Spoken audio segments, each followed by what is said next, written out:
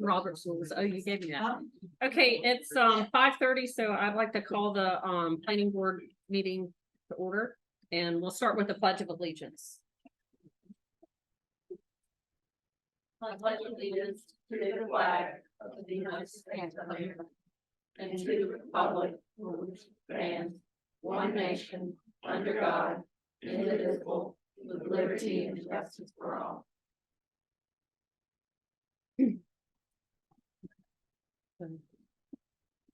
So we'll start with the approval of minutes from the October 3rd, 2023 meeting. I thoroughly read the minutes and I would like to make a motion to go ahead and pass the minutes as written. I've read them and I'll second that. Okay. And all in favor of approving the minutes? Aye. David, I think that's everyone. Don't see them, do you? No, I don't think we He can. said he would be on video in a minute. Yeah. So we're gonna start with new business here, and we're gonna start with agenda item A, which is a presentation by Jim Smith on the new pickleball courts.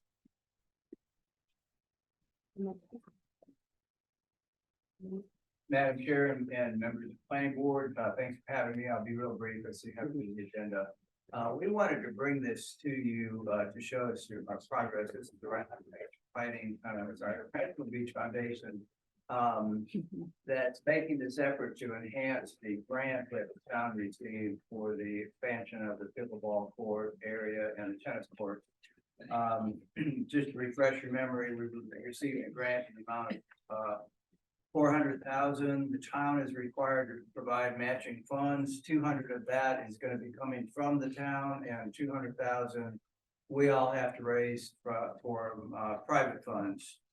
We're in the process of doing that, but we need this tool and this design to really encourage people to donate because they want to donate to something nice. The grant only gives us engineering, the expansion of the multi-use path as you see it there, which only goes to the end of the existing tennis courts. The 5 pickleball courts, fencing around it, a retention pond, and it does white all of the courts. Minimal landscaping in the grant. So what our proposal is, and we've run this by the nonprofits there so far, we ran it through the Parks and Recs Committee. We're coming to you, kind of taking it in steps, and I'm going to the aldermen at their next meeting. And then I have talked to 4 of the aldermen individually about this proposal, and they said, go for it.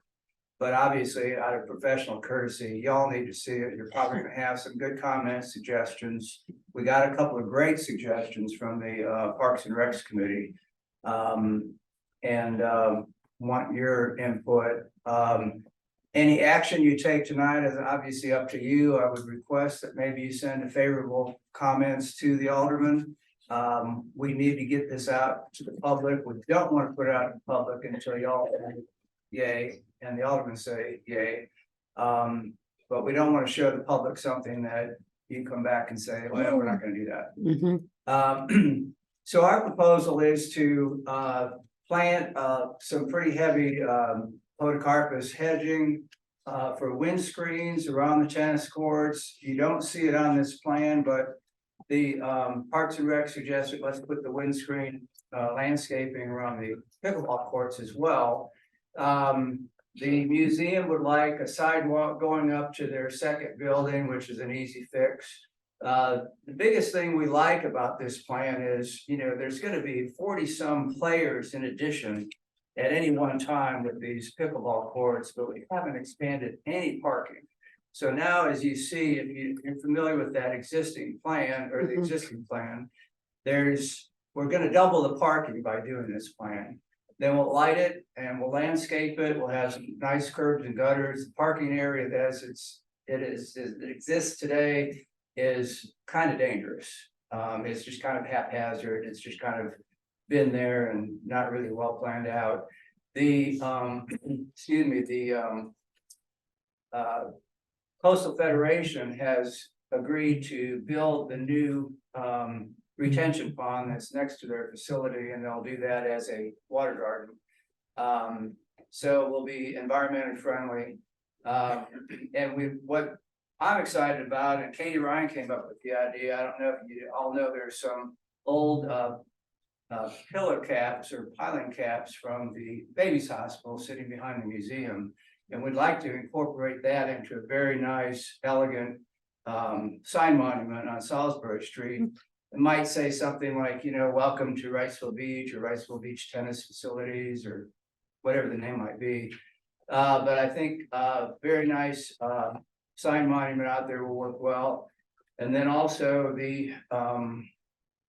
we'll be able to do 10 to 12 new live oak trees in the parking lot. And we'll add more, a lot more bike racks, because we need a lot of bike racks over there, because those parking lots are full all the time.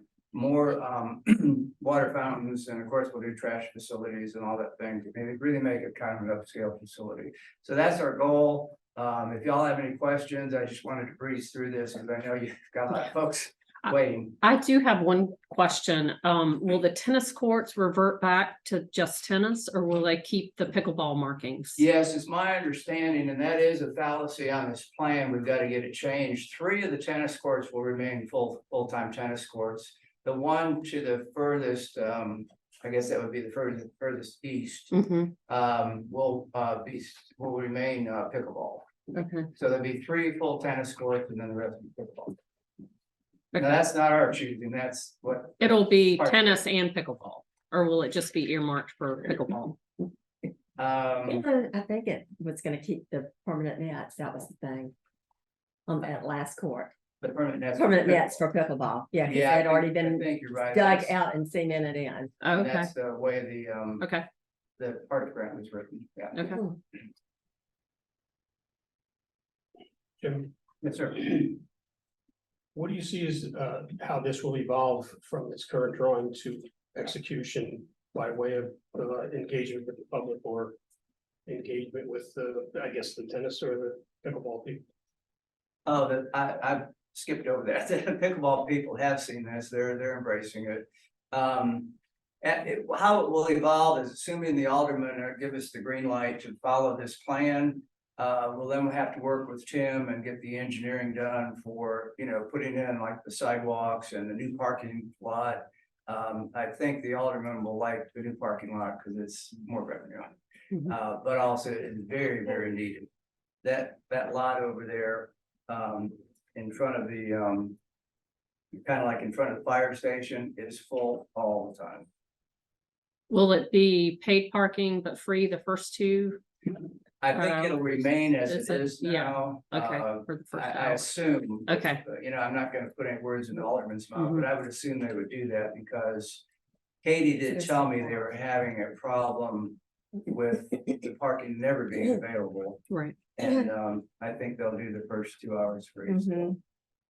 One thing, I'm sorry, one thing that the Parks and Recs did suggest, and pass along to the alderman as well, is they wanted to expand the parking lot either further toward the tennis courts where that little lake comes out here. They'd like to bring it out further here. So we'll put that down in a comment and see, Mhm. again, it's the alderman's call at the end of the day. Jim, who's responsible for the engagement with the public? Is it you? Is it Parks and Rec? As far as raising the money, or The communication and interaction. I think it'll probably be through Katie Ryan's department, through the Mhm. that office. And we just, are feeding her. We've been kind of working back and forth and coexisting, but I think that's the direction that the public needs to go. And what we're telling the public, as far as the Wrightsville Beach Foundation goes, is someone wants to give a donation. For example, Katie gets calls all the time. People want to donate benches. We get some calls once in a while to donate a tree. We'll ask for people to donate maybe a drinking fountain or something. And then I did leave out a very important part of my presentation. We'd like to do recognition signage similar to what was done at Salisbury Street. Mhm. We probably use the same format, even the same design and color, so we get some consistency on the beach. Mhm. But we would put up a large sign and, you know, the hope was that we could get one, sponsor that would sponsor the whole thing. My opinion, that's an awfully big ask for someone, so I think the aldermen are gonna have to make a decision at some point. How much do you need to give to get the place named after you? And we're talking to some corporations, some large businesses, we've got some interest. But I think at the end of the day, little by little, we'll get people who want to donate, Mhm. you know, 3,000, 5,000, 10,000, 20,000. Now that's big numbers to me, but it's not big numbers to corporations, so. You know, hopefully we could get a couple of large donors to find out most of it. Okay. And if anybody is interested, Sam, who used to be on the board, planning board, it's his last name. Atlas. Thank you. See, Joe, I'm at it next to. Sam has some ideas where, you know, I'm sure a lot of you know that you can do some stock gains at a huge tax advantage for donation. But if people do donate, going through a 50C3 Corp, as the Rights Beach Foundation is, will help them with their tax issues. So it'll help them a little bit along the way. So we're happy to channel that. In fact, what we're doing is we're channeling it through 501c4 through Rights Beach Foundation, but we are depositing it. We've already deposited money into the separate account that the town is holding. So the town will be securing the funds. as Yeah, we- this looks Correct. good. That's great. The picture, that looks Thank great. you. And the Thank you. plan sounds That really was done by. promising. I think He's, it's gonna be a good he's project. a phenomenal Yeah. landscape architect. Is there a copy of that, a hard copy of that we? can- Yeah, it I is. think he He emailed it. he gave it to Yeah. us. Mhm. Mhm. They did, and that's my fault. Oh, I I missed didn't get that. it wrong, but I got it to everybody except. I Robert. didn't He get would it. put in- No, Yeah, no, we not did- that up, no, I'm talking like something been here, I wanted. Yeah, I didn't get I that. didn't get it either. That's what I was trying to figure out. I didn't have it at the time, but I later received it after the plant. I'll double check. That was my My fault. email stack, I don't know where it is. Yeah. Jim, what's your wishful timeline for this? Well, the whole project's gonna take, probably, Katie says shorter time, but I think it's gonna take as much as 3 years. So we've got some time to raise funds, but also I think we all need to keep in mind that everything doesn't have to go in right away. We can always add the trees, we can add the shrubbery, we can add the fountains, we can add the bike racks, we can add the benches. Yeah. Okay.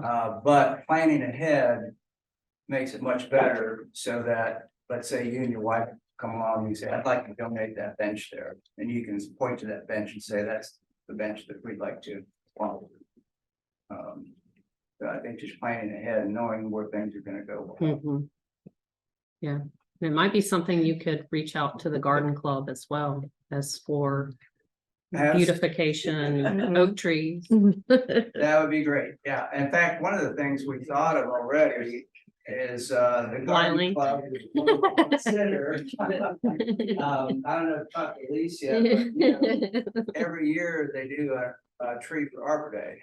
Mhm. Well, the garden doesn't need any more trees, it's full, so this could be a good place to do some new Arbor Days. Mhm.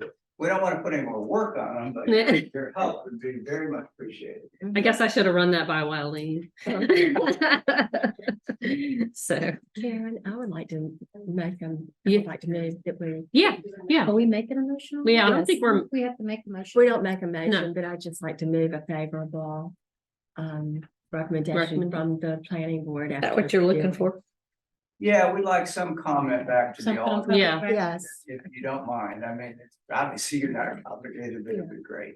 if the board so desires, if everyone desires, I would like to move that we make a favorable recommendation for the plan that it was presented tonight that Jim Smith has brought to us about the pickleball courts. See, I think it's wonderful and everything, but. You know, I think that I would have liked to have seen it advance, just for process reasons. That we normally see something before we vote on it.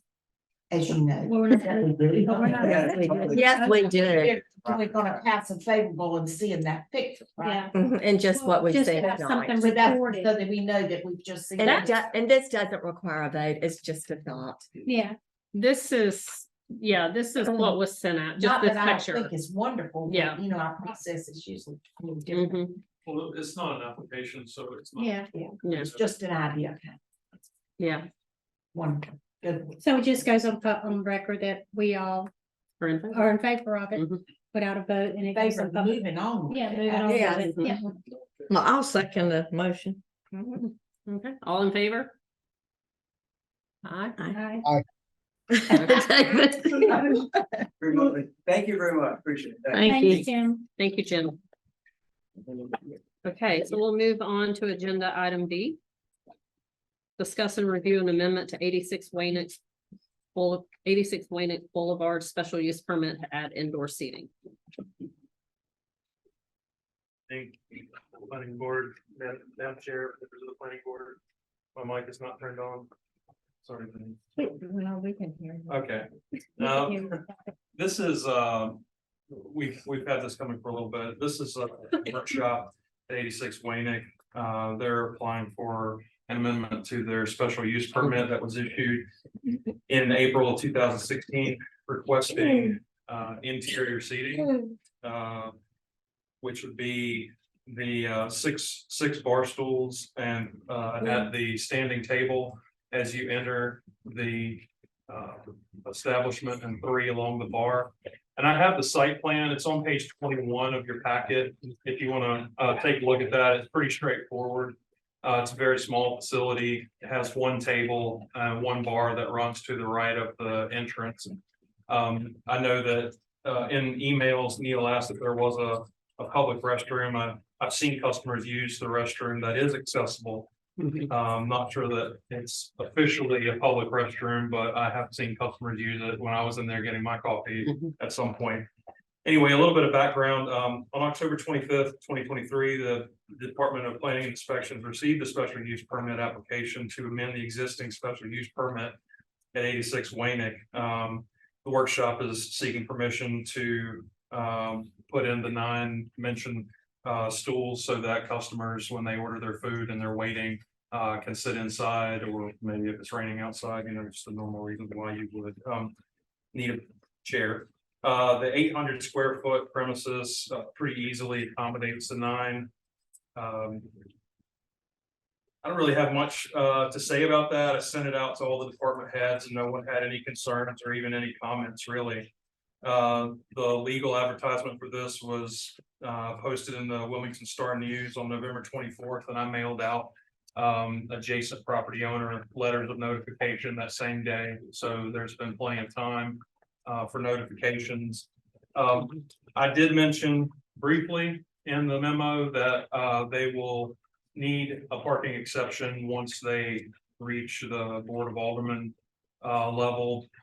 Again, much like Zeke's, the planning board doesn't review parking exceptions, but I'll just go ahead and mention that she has 3 to 5, depending on how they squeeze those cars in there. But I mean, I will tell you, looking at their original special use permit, that the parking that's required there is, from my perspective, for the employees, which our ordinance says that you need 1 parking space for every 2 employees. If you're adding interior seating, then our ordinance also says that you need 1 parking space for 4 customers. So if you go with the 9 that they're asking for, if we're just rounding up, that's going to be 3 parking spaces. So they can accommodate their employee, but they would need a parking exception for 3 customer parking spaces. However, the test for that in our ordinance primarily is that their business is primarily pedestrian in nature. There is a whole slew of paid parking in front of our bathroom facility. And all of that outdoor seating is on Cole's property. It's that the Drury Estates property there at the that common area. So they're asking to amend their SUP to add 9 bar stools, and it's been there for a while. We all know it. We're just trying to get it straight in the books. So if you have any questions for me, Would you just repeat that last part again? sure, there has been seating on the inside for years, probably since they're open. I don't know when they appeared, but the bar stools have been on the inside for a while. How many? As well as the table. I think. Yeah. Right, the table, well, the table is on the original site plan, Mhm. and then bar stools appeared, materialized at some point along the way, maybe. Did it say they were currently there in the documents? The application does. Mhm. And when they put in their application, we didn't seek further enforcement until we get an acceptance or denial from the board of aldermen. So we said, hey, your chairs are not supposed to be there. They said, well, how can we fix that?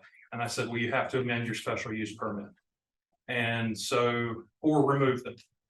And so instead of removing them, they wanted to apply to amend their special use permit. Mhm. So with the acceptance of a special use permit application, they're in the process of trying to rectify that.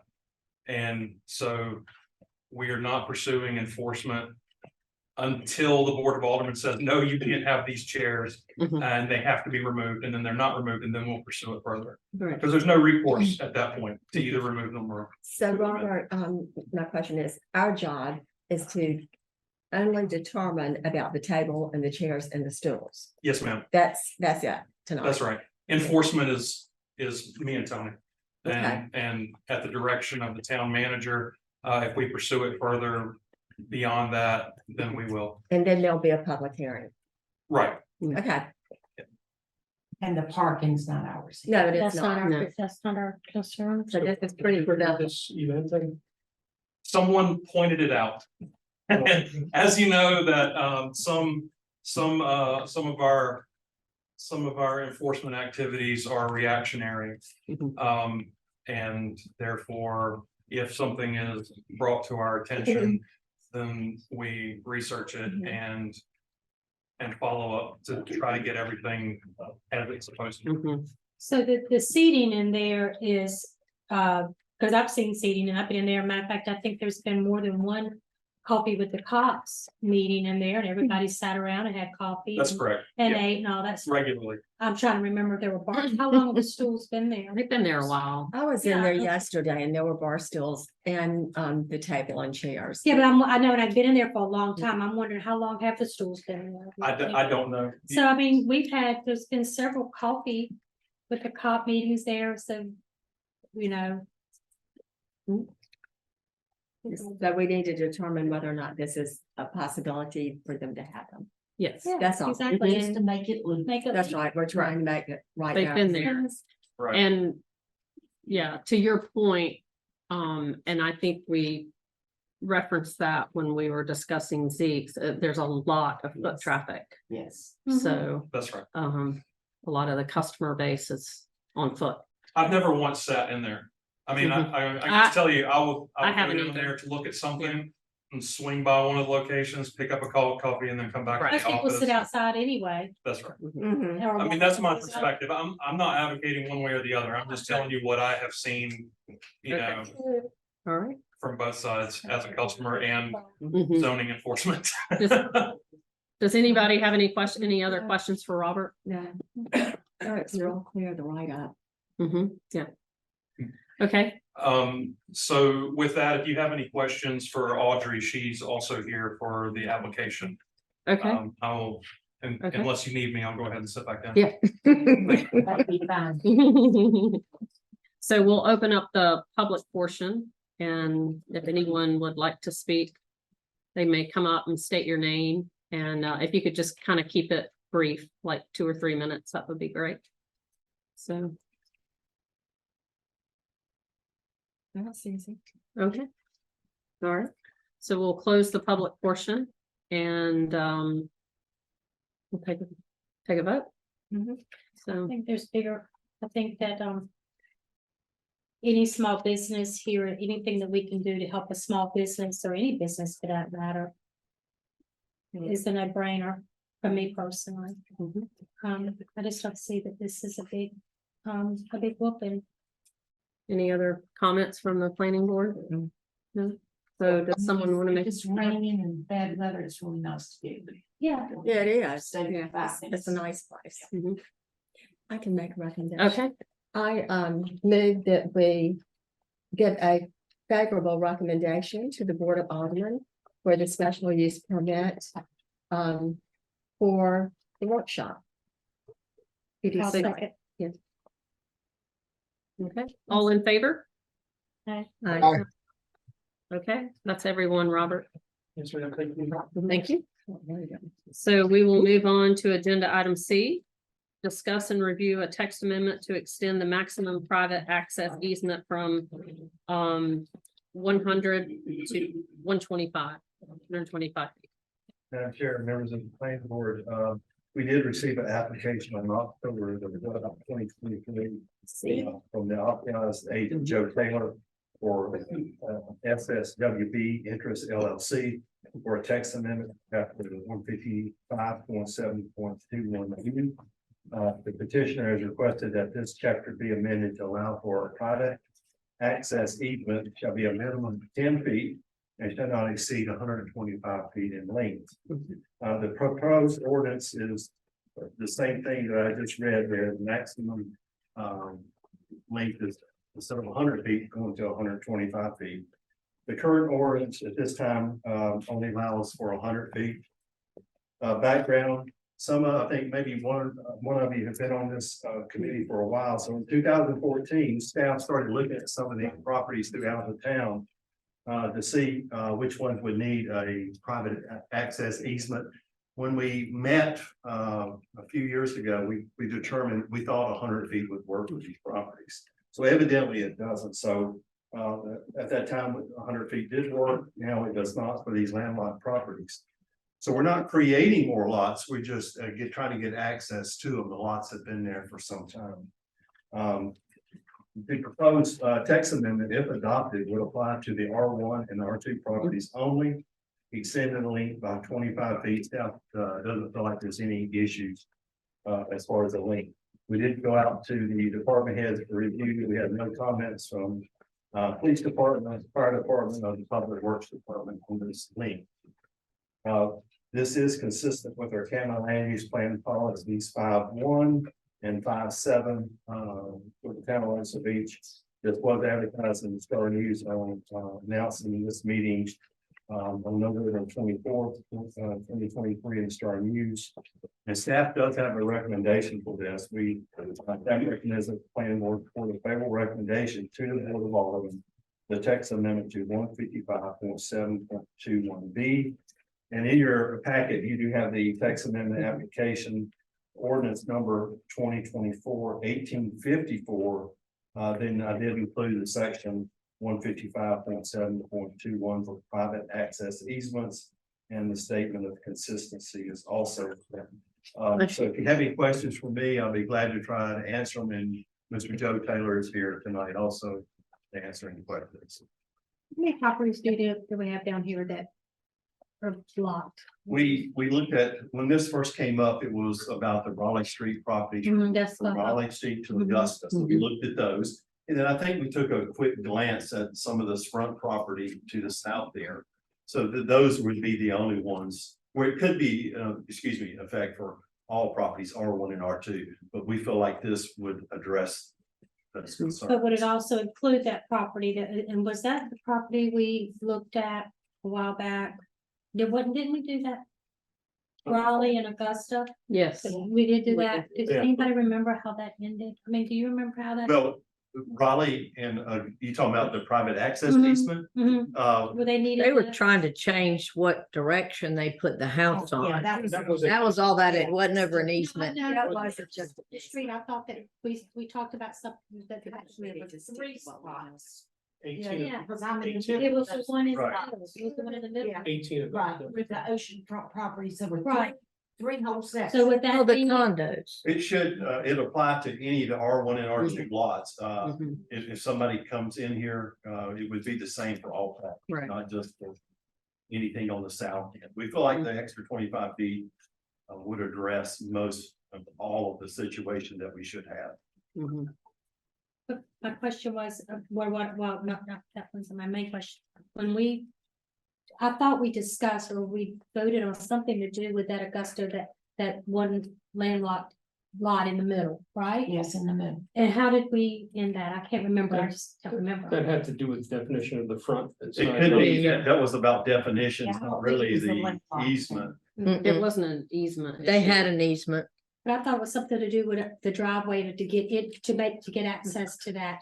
Yeah, but it Second didn't have to house do with is- length. It was where they were trying to turn the house, It the was front of the front property and. For the property or something like that, it wasn't. Defining the front yard. They've Yeah. given all those 3 blocks easements. Okay. Yeah. All right. Okay. Are there any more landlocked lots?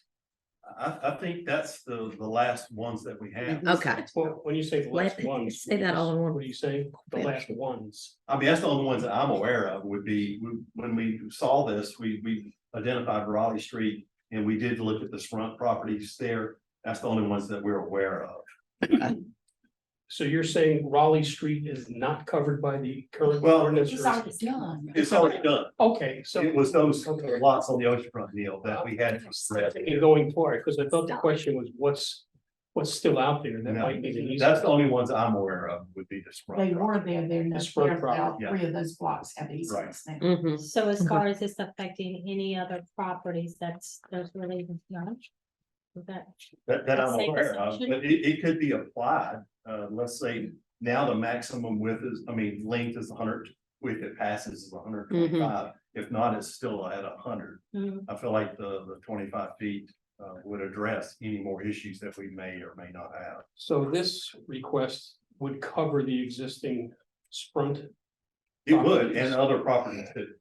If there are any other properties, so it's not written just for that property. Right. Robert, can I ask you a quick question?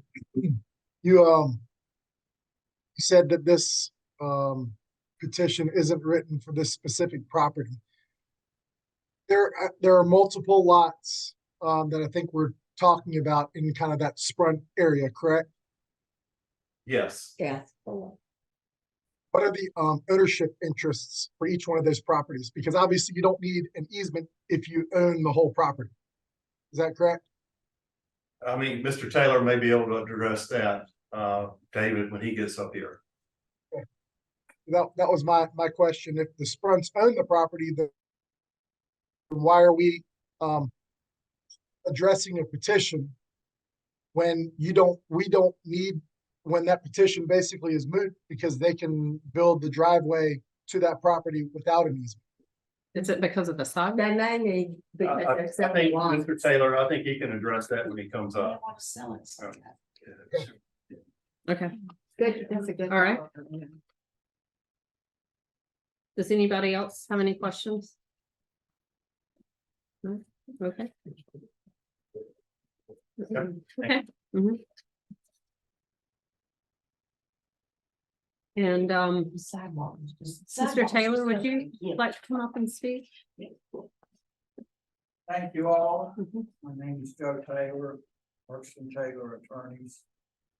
I live at 22 Palmetto Drive, right to the beach. And I've sat where you all sat and where the mayor sits. And so, been down this road a lot. We asked for a text amendment because we think this is the last of any of these problems. When the town looked at how long to set a private driveway, it was considered 100 feet was proper. What was not realized at the time was that one of the Sprunt family lots needs 23 more feet. If I can show you here, our request, of course, is for a text amendment that affects the whole beach. Practically, this is the only lot left on the beach it affects, and it does not have access. The 4 Sprunt lots are owned by different members of the Sprunt family. So we have They're all different, different we lots. have all different lots, all different ownerships.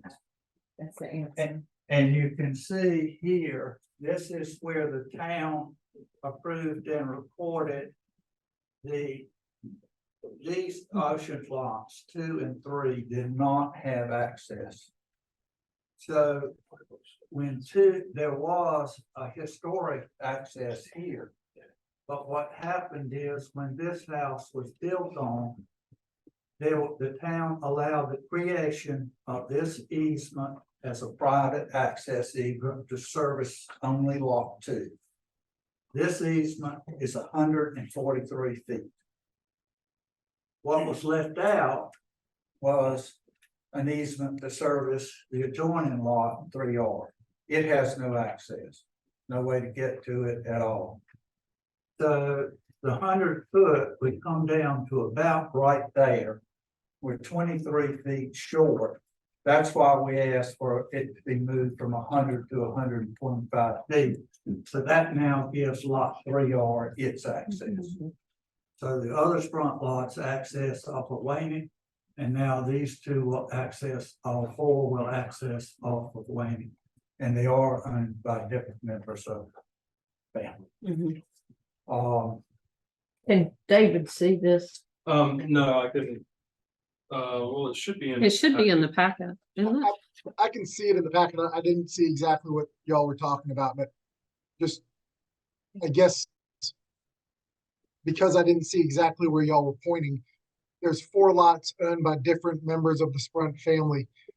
Who would be, is the property that we're asking to go for an easement through to make access to that oceanfront lot, is that lot owned by a different member? Yes. Yes, these are all owned differently through an estate that Miss Front Senior died recently. And all of the lots are vested in her children individually. So each lot has, here you can see there's the existing easement leading to lot 2. And this is the request. Our actual easement that is needed for 3R is 122.99 feet. That's why we asked for 125, just to make sure the survey was right. So who owns 3R? I'm sorry. Who owns 3R? One of the members, one of the brothers of the Stokes Front family. Their own division is their division. And that person is different than the person who would be granting the easement to 3R, correct? That is another member of the Sprunk family. Okay. That's another Sprunk brother. And these are all Sprunk properties. So that, Yeah. probably the difference now is just through the will or whatever the state Yeah, was. That makes it different. It because has it is passed, individual. and that's what triggered Mhm. as it passed to the individuals, it triggered the recognition that one lot didn't have any access.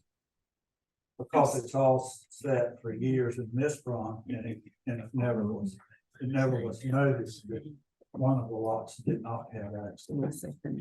So this brother is giving the access across to this lot. Saying that this brother gave access across to this. Where's the access to the one that the house that's built? Right here. Where is oh, I see. It's So right- will it look like the driveway right there where the house is built on the lot? That's a walking That's path, a, right there is a walking path, Mhm. and this is on that lot. See the brown here? right, That's the 15-foot, that's the That's the easement that's easement. already reserved and approved by the town. The town granted this easement from this lot to this lot, and that's 143 feet. What was not realized was right, that there was an easement needed to be granted off of this to give access to this oceanfront lot.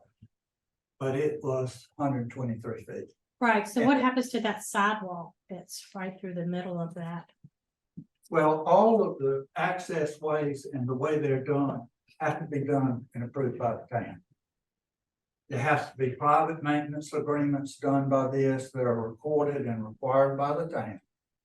The town reviews the actual construction. There are standards for construction of the private easements in the ordinance now that have to be met to the town's satisfaction. Does So the sidewalk, ultimately, the town approves the way they're doing. does the sidewalk owned by the town, so it's going across the town sidewalk, is that correct? The town has an easement. That's what I'm The asking. sidewalk Yeah, is the the town has an easement across there. So people that are walking down that sidewalk. I'm trying to vision here, it's the driveway is gonna go right across that sidewalk. Yeah, but that's the standard way Wrightsville Beach Okay. is developed. If you look at South Lumina, North Lumina, Harbor Island, anywhere there's a sidewalk. lagoon, Yeah, okay. anywhere there's a sidewalk, you have to access across the I sidewalk. get it. There's very little traffic on this sidewalk. It's almost a neighborhood sidewalk. It's not like the rest of the sidewalks. Right. But we have no other choice. Right. We need your help because we need 23 feet. But I'm asking you to put 25. That's okay. That's my previous surveyor has missed some. If not, then she's like, Mr. Taylor, how many easements would you suspect that ultimately you need? That's it. Just this one? Yes, just that one. Cause the other one's already been Yeah. granted. Yeah, the other one's, yeah, right. This Okay. lot exits here. This lot exits here. Only the two oceanfront lots need the easements, and one or lot two already has its Yes. town approved and recorded. The town approved this easement, the 143, and it's recorded. That was the first picture Mhm. Robert put up. That was the town approved and recorded easement. And what we're asking for is a favorable recommendation from you for the adjoining lot. Like Do you know how long ago they approved that 143-foot easement? 2014. Okay. As Tony told you, the police have approved, no objections, fire, no objections. Public Works, no objections, and we've got a favorable staff recommendation from the staff, and I would ask you all to incorporate that into a positive recommendation to the board. Okay. Does anybody have any questions for Mr. Taylor?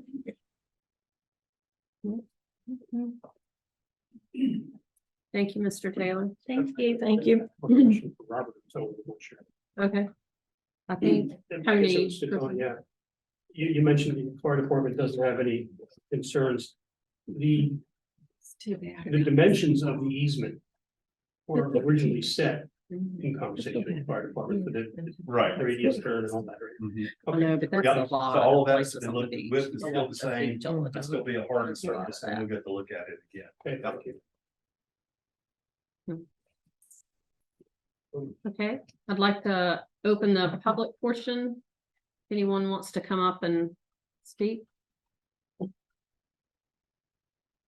Okay, we'll close the public portion. And planning board members, do you have any comments or discussion? I have one question, real quick. If we're only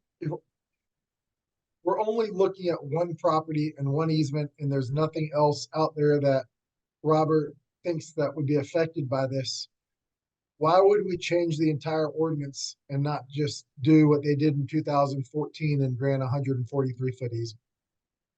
What's the instead of opening up the can of worms to do that? I think the difference is, David, and prior to this, I think that anytime that I would sign off on these easements, it went through the town attorney, town manager. At that time, we may not have this easement, and then we felt like the need was there, so we came up with that ordinance, so we can't, now we can't approve anything greater than 100 feet.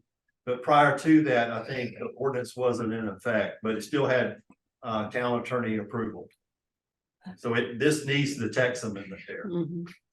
because we can't approve anything that the ordinance says 100 feet, so staff cannot approve anything over 100 feet at this time. But David's question was about a variance, right? Well, No. this wasn't a variance. Typically, we didn't have an access easement, any standards at all. You just approved, it was your judgment. It was a judgment call. Well, it was a judgment By call the with the town town attorney. attorney and town Okay. manager. Then we decided we needed to come up with standards, and these are the standards that we come up with. But do you have an issue changing the entire ordinance? Well, I don't think we're changing, all we're doing is changing 155.7, just that B section going from 100 feet to 125 feet. That's pretty standard. But only for one property, correct? Well, no, in fact, I mean, we're doing it for the one property, but it still is in effect in case years from now, something else happens, so it's not just doing it for the one property, it's any of the Right. properties in R1 and R2. I'll add just a comment to that. Cause I'm familiar with all these lots Mhm. in the section from Raleigh to, no, Augusta to whatever the next one is. Right, There was a lot and a house that had no access period. That's what I was That talking those about. people tried to sell that house for 1,000 years. They couldn't right. because, so That's all what this I was talking happened about. after they finally lost their house because they could not sell it to. So all this has changed for that reason.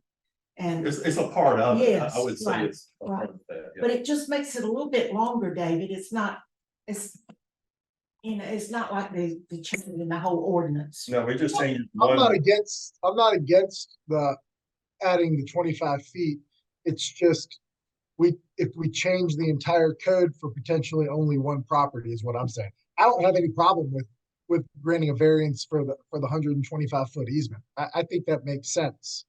My question is kind of a broader question of, if there's only one property out there, do you change the entire ordinance for that potentially one property? That was my question.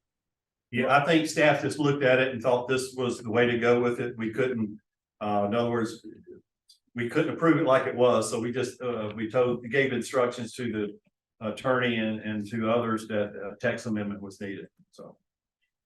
It could have gone through a variance, correct? Well, they could have, but we felt like a text amendment would be the way to go, that's the direction we did. We discussed the issue with the town attorneys. And they felt the text amendment was the appropriate way to go and not a variance. Because there's some trouble, you have to make 4 finding facts. And That's they right. felt like that because of the history and the fact that the town had set a limit which damaged the lot, in effect condemned it, if you will. But just by accident, that doing a text amendment, we went through this with the town attorney. Best way to do it was to do it with text amendment. We're not. If you want to look at it from a legal standpoint, as Tony explained, the text amendment affects the entire town. Right. We're just offering this not as an example of why the text amendment is needed. We are not bringing this to you from the standpoint of change things just for this lot. This is an example of why the text amendment is needed. And that's the guidance we received all through from staff, from Tony, from Tim, and from the town attorney. And that's why we did it this way. Okay, thanks. And they already had one for 143 feet. Yeah. right? Yeah, that's, yeah. Side, Yeah. 146? side Service in the lot, adjoining lot, 143. Mhm. I think I know what David's saying though. David's just saying, Yeah, he's open saying, it, are we, yeah. are we we know. opening? it? But we But- did, but, and we You did. know, I think the variance would be tough. I know what you're saying, David. You can hear me. Okay. So So does it, the town damaged the property by setting it at 100 feet. Interesting.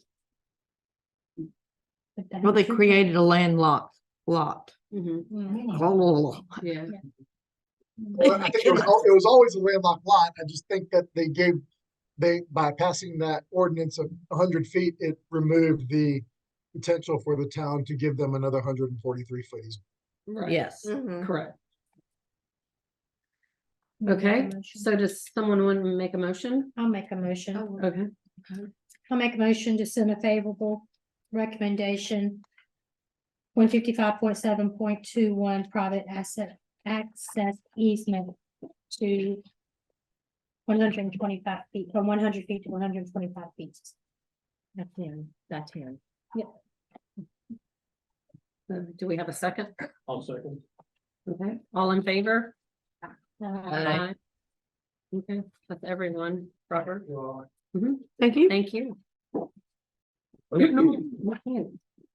So now we move to agenda item D, discuss and review a special use permit application for CPAF Yacht Club to renovate their electrical building and move their dumpster to another location on the property. Karen, everyone may not want to stay. They can. go if they Oh, yeah, they stay. can go. Yeah. If people, yeah, I think people I think have everybody left. that's here, Some of yeah. the people have already left. Yeah. I can't find my. second. So. I don't know, if they are not, it's 6:30.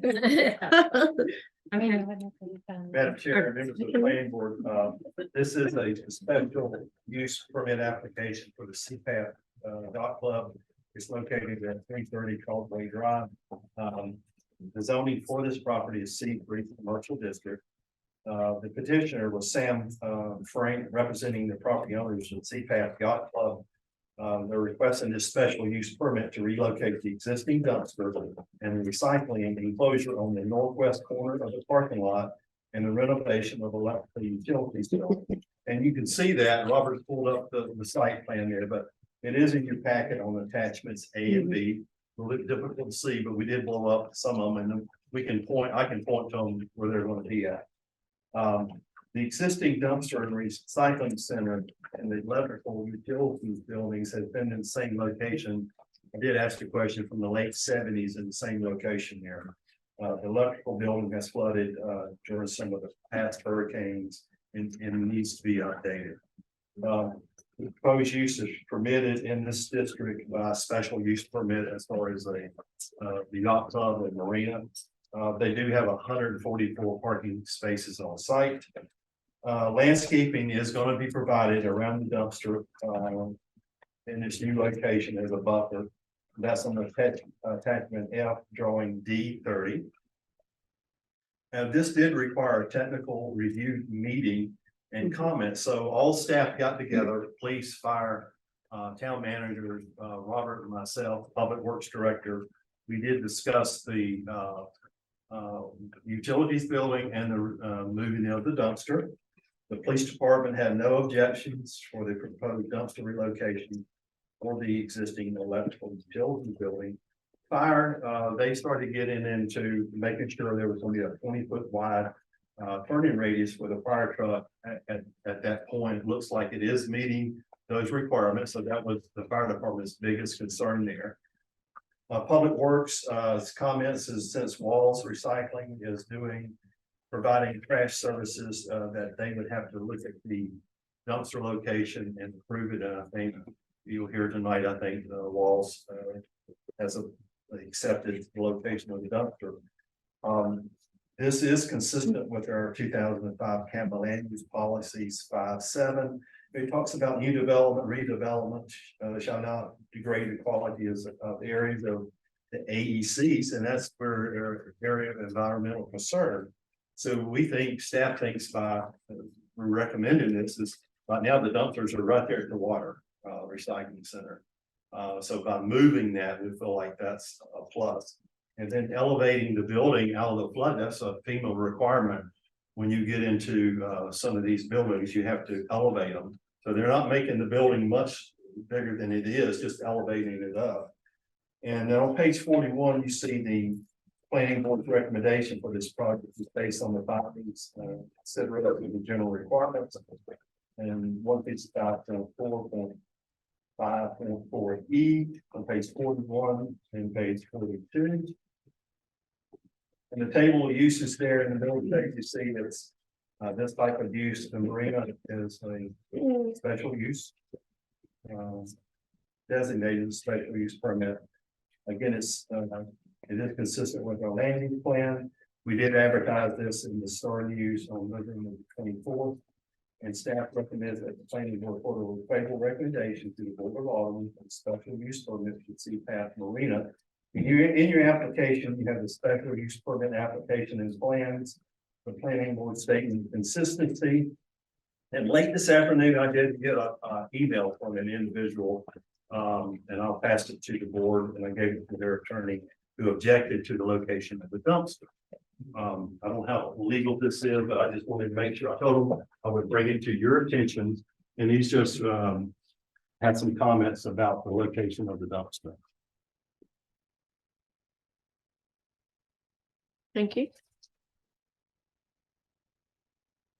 So looking at this site plan up here on the screen.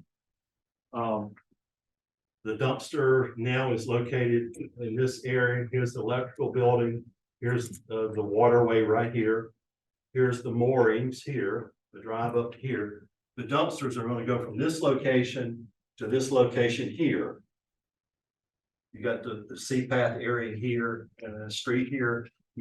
This person who sent the email lives on these units at Causeway Drive at this point.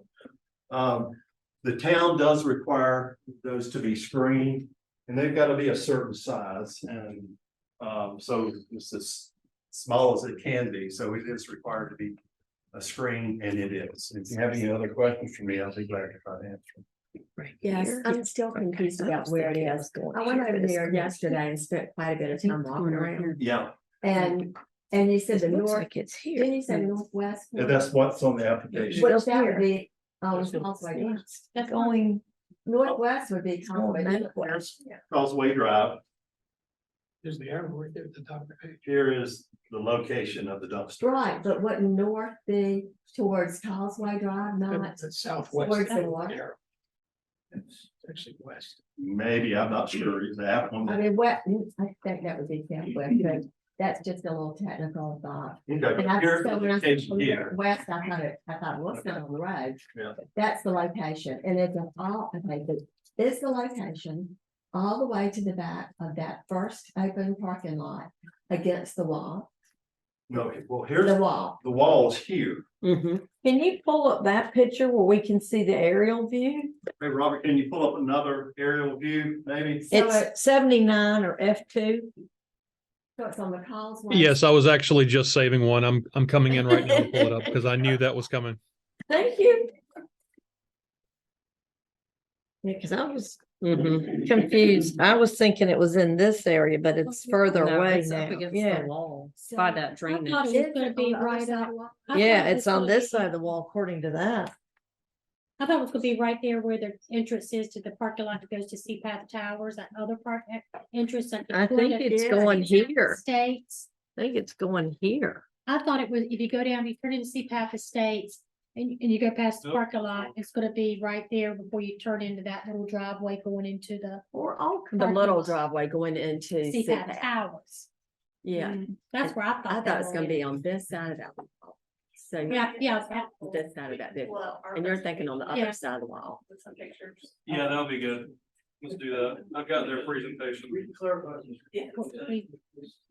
Oh, we need to, they need to. There it is, right there. yeah. Where is that?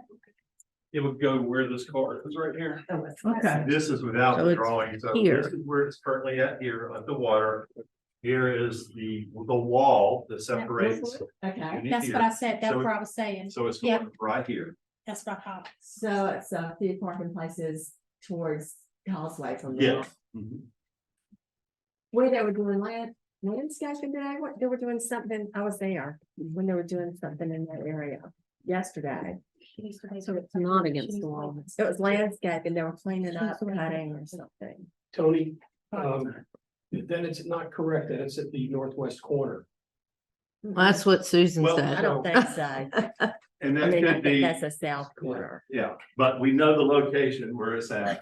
Yeah. North, south. Okay, so this person references the northwest corner. I think it's the documents represent it that way. Oh, is it six? Just trying to put it in Very perspective. good. It's not. Yes, it's not, Okay. it's west. I'm with you. I'm sure you know what the main south, No. but yeah. Okay, I understand. yeah, but- So it's really before you get to Sea-Path Estates first house. It is, it's, Yes. Yeah, it has to be, because the other part is Path Towers. Parking lot, the driveway into the parking lot to Path Towers. Is that fence is right there, they want to put it right, and I drove through there today and was looking, Right. it's right. and this road here is gonna be, it still is 20 feet, it's like 19.8. So you got a 20-foot separation from here to here to the container. Here's some, vegetation here, and here's the road to the CPAP Estates here. And the first house is somewhere in here. Yeah, okay. So he's not in CPAP, he's on Causeway on the letter. Yeah, he's on So Susan, to the point you were making, how many rows? Causeway. Yes, Are there to Causeway? yes, yes. There's 5 parking rows. And this is the fourth one then, maybe. No, there's 5 rows beyond the bin or container. Yes. That's in the 6th row. 5 rows from Causeway. 5 up rows to the of parking, container. and yeah, plus Yeah. buffer to Causeway, so. 5 rows, I was It's- thinking it's maybe. about as far back as the- Yeah, yeah. Being in the 7th row. it's in the Yeah, I was 6th thinking row. it was. Oh, yeah. Up this Okay, way. But thank that- you. but Nice, closer, that's very, closer, it's gonna, right up, again, right up to the driveway that you turn, when you go down the road that's taking you to Path Estates. Just before you get to the cul-de-sac, there's a turn that goes into the parking lot to Path Towers, that you can get into the parking lot. It's right here on this Yeah, map. yeah, and I'm Yeah, thinking that's it's right. right Yeah, there. it's right There's a there. fence That's that right. separates it. This is a good bit before that. So somewhere in that area is where they're Right there. talking about. Mm-hmm. Okay. Yeah. I think we have the location down. Yeah. Thank you. Thanks. I walked around there and I know, I thought it was somewhere completely different. So, Okay. okay. You need, no. Does anybody have any questions for Tony? I have one question, but I don't know whether you can answer it or it can wait till their presentation. But is there a reason why that particular spot was chosen versus the 5 rows of parking spots that could go in another corner closer to, is it height or? I think they can answer that. Okay, maybe. okay, I thought you probably didn't. Yeah, Okay, I think that's a good Okay. question for them. thank you. Tony, what do you know about the storm drain system? You know, Share I about it. didn't look at that, Neil, as far as any issues with that. I've been out there a couple of times. I don't think I've seen anything around the dumpster.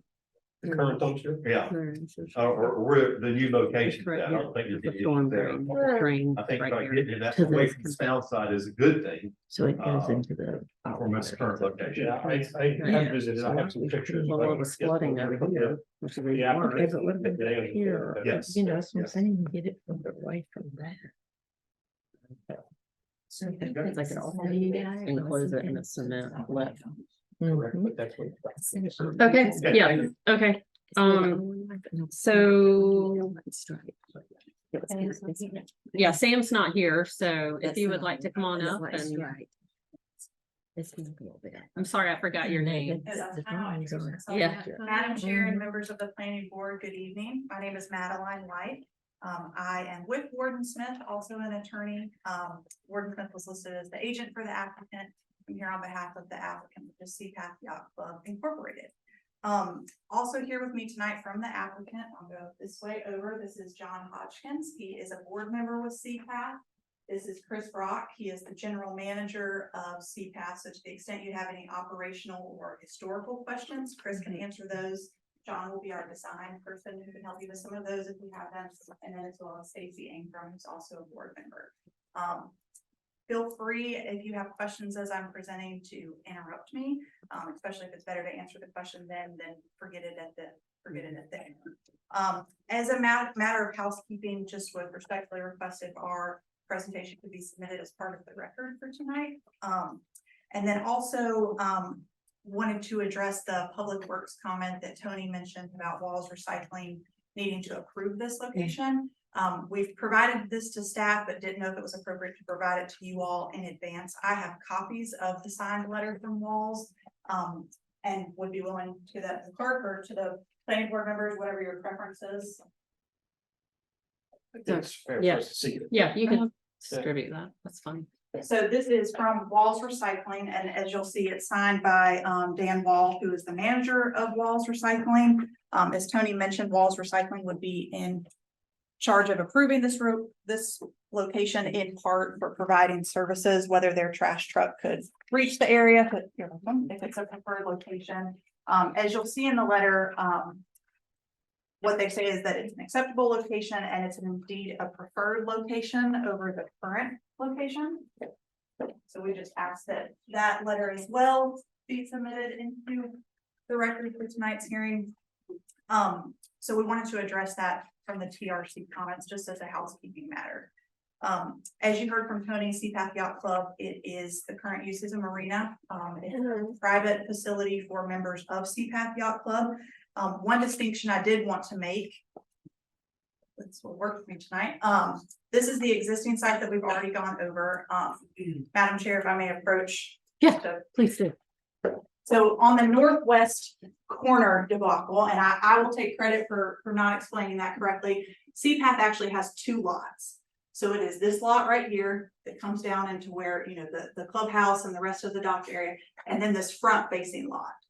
So where we are proposing this dumpster location is this corner, so this northwest corner of this lot. So I believe that's where the confusion came from, not from this front portion of the lot, which one of you all accurately described has several, Neil, I believe, has several rows of parking before you get to Causeway. So what we're proposing, and I have another zoomed in slide, is put the dumpster relocation here. It's currently located right here. And then our second thing that we're requesting is for a renovation of the existing electrical utilities building to be in that same location, but renovating it. This is an image from GIS. The red line here highlights the lot boundary for this, what I'm going to call the second lot, not the first lot. Right here is a wall and what is CPAP Towers. Just for a point of clarification, if anyone doesn't know, CPAP Towers and CPAP Yacht Club are two separate entities. They're not one and the same, and they're not related. The second is from Google Earth. So same thing. Dumpster is currently right here, as well as the electrical utilities building. Electrical utilities will stay the same. Dumpster is proposed to move over here. Excuse me. May I stop? Go ahead.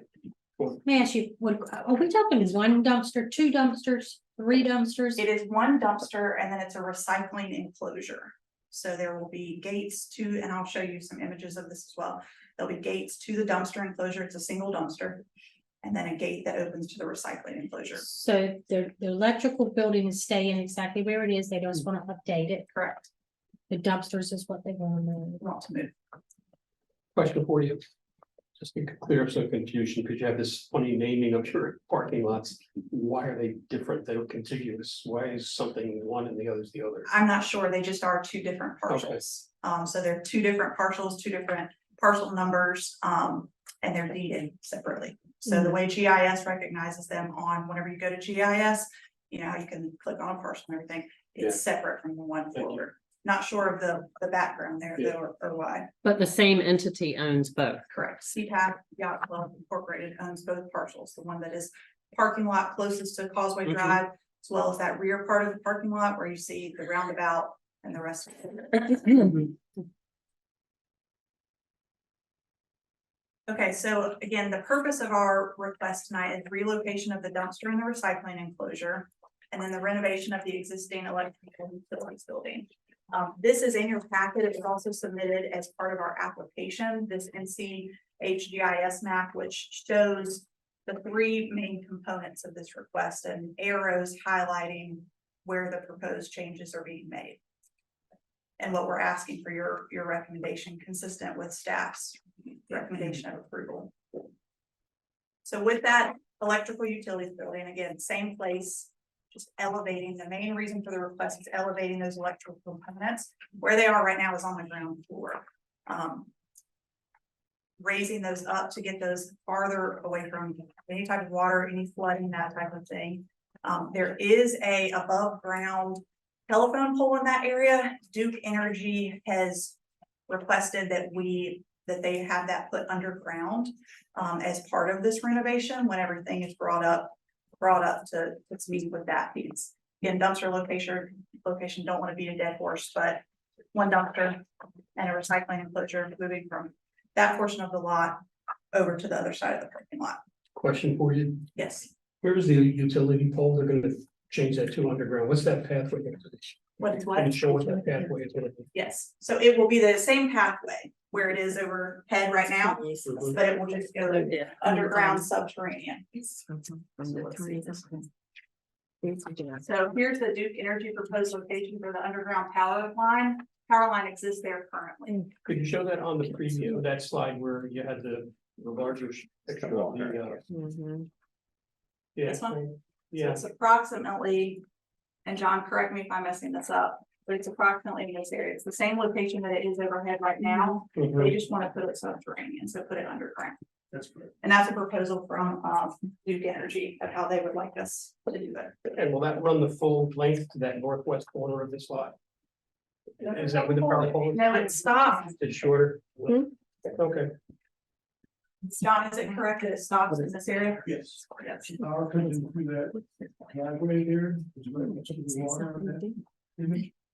So it stops here, it runs approximately from there to there. It does not go all the way Here. across. Thank you. He's not closer to these houses.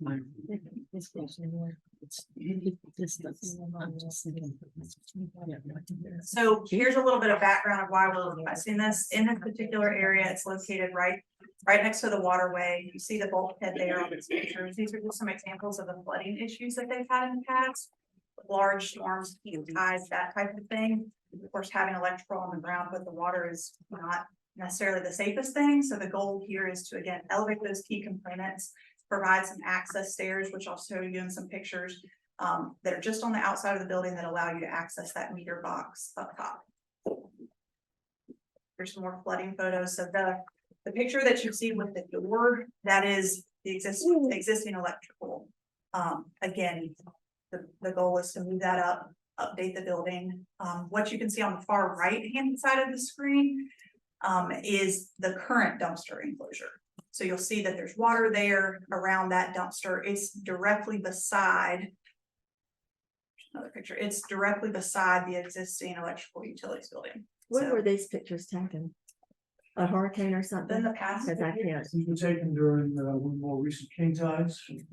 Wow. This year, It's not hurricane related. Within the last year or so. I don't know. the exact there was a date. big king tide about 2 years ago that washed the brushes and the marshes out. Maybe that was in a couple of years ago. This may be more recent than that. Yeah. Oh, okay. You don't know when they were King taken. tide, I can find out. Okay. I have the screenshots. It was either 2022 or 2023. But I didn't think you wanted to see I should have thought of that. The timestamp of them. But these are fairly recent within at least the past 2 years. So again, the flooding issue not only affects the electrical utilities building currently, but also the current location of the dumpster. So just wanted to provide you all some background of why we're here before you and why we've submitted this application. This is the site survey that Tony had up earlier. This details from a land survey and engineering perspective, where everything currently is, all that type of layout, the more technical piece, as opposed to my red arrows. Here's where we want to move. So this was included in the application as well as the presentation tonight. We'll just say that these are unreadable or something. Yeah, you And can. we do have some printed out copies that are You just- larger if you Yeah, wanted that's them. not good. But that's good on the, We do have some Okay. larger printouts of the site plan if you'd like to. Actually, they might be the same size. No, they're the same size as that.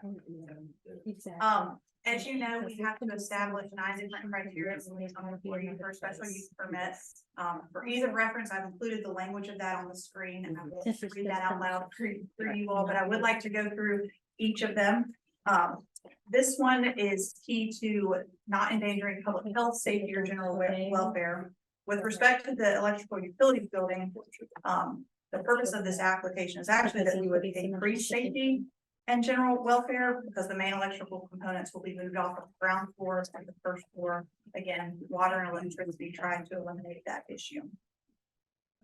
With respect to the dumpster, similar line of thinking there, getting it away from an area that now floods more easily than the area that we're proposing. The area that we were proposing While there is rain and that area in general is subject to some flooding, the area that we're proposing is a higher elevation. And that's the reason for that particular location.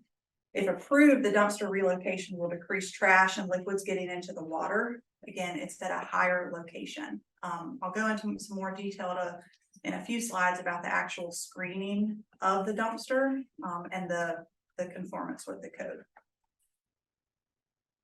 So this was also included in our application. It's a little bit more detailed areas of the site plan and with the proposed changes and overlays of where everything is. So here is one of the second criteria that we'd like to speak to. One of the things that this criteria speaks to is whether the proposed change in use, whether the proposed change for the special use will diminish or impair property values within the neighborhood. For this particular item, we reached out to Cal Morgan, who's a real estate appraiser with JC Morgan, real estate appraisal company based out of Wilmington. And we asked him to review our proposed plan as well as his thoughts on this particular criteria. What we received in response from Mr. Morgan was a written letter with his opinion. I have that as well and would like to present it to you all, if that's acceptable to you, Madam Chair.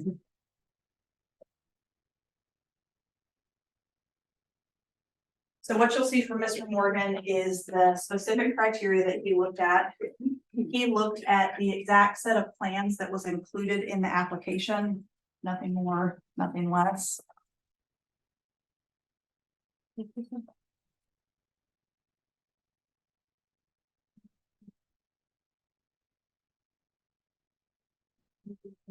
And so as you'll see in Mr. Morgan's letter, it's his opinion as a real estate appraiser that there's no indication that the proposed changes as noted in the CPAP SUP application would have a negative impact on the values of surrounding properties.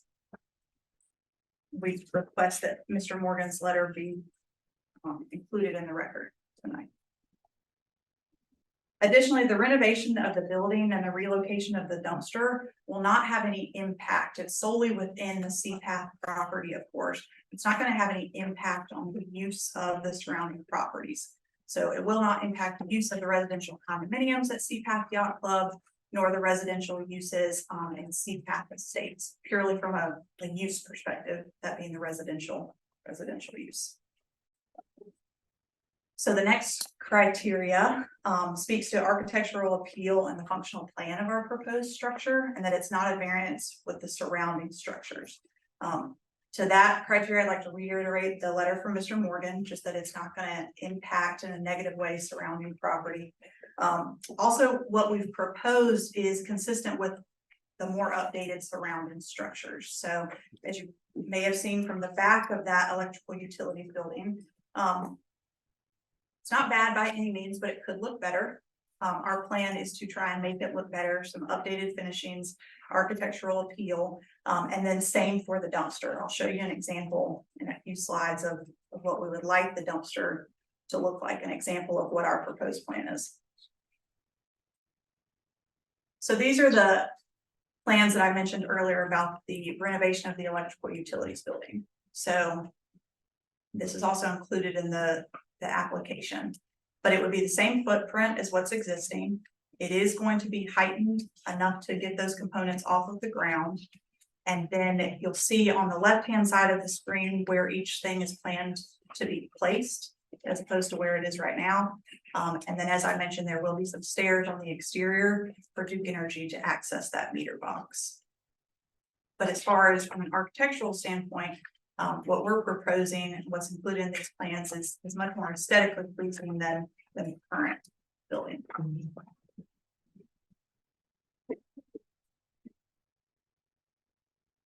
So here for the dumpster, again, from an architectural standpoint, the code section 95.2 requires certain screening requirements, which is what Tony mentioned earlier.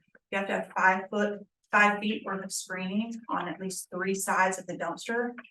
We're proposing, I believe it's actually 9 feet, so we're exceeding the requirements of the code. Yes, so it'll be 9 feet in height, 4 feet over the requirement. And what we're proposing for the 3 side screening, where you see Wall A, B, and C is a, I want to get this correct. It's a almost like a white stone siding. And then the actual gates, let me show you this. It'll be similar to this. This is over there near Origins and that new development off of Eastwood. So architecturally, this is what we're proposing, is something similar to this, where it's walled 3 sides in a white brick mortar and then has the gates. So not a chain link fence, not wooden slats, more screening. We are also, as you'll see, this is going to take up 4 current parking spaces. We currently have 144 parking spaces, so this would remove 4. So we'll take up 4 parking spaces and we'll be placing it in partially the area where there's this existing landscaped curb. Around this, we are going to have landscaping as well. Here's where the recycling is. Ms. Joyner, to your point, the recycling is here, and then the trash dumpster enclosure will be here. 2 gates and 1 gate. And these gates are, the dimensions are consistent with the town's code. The dumpster enclosure will be on a 14 by 14 concrete pad per code.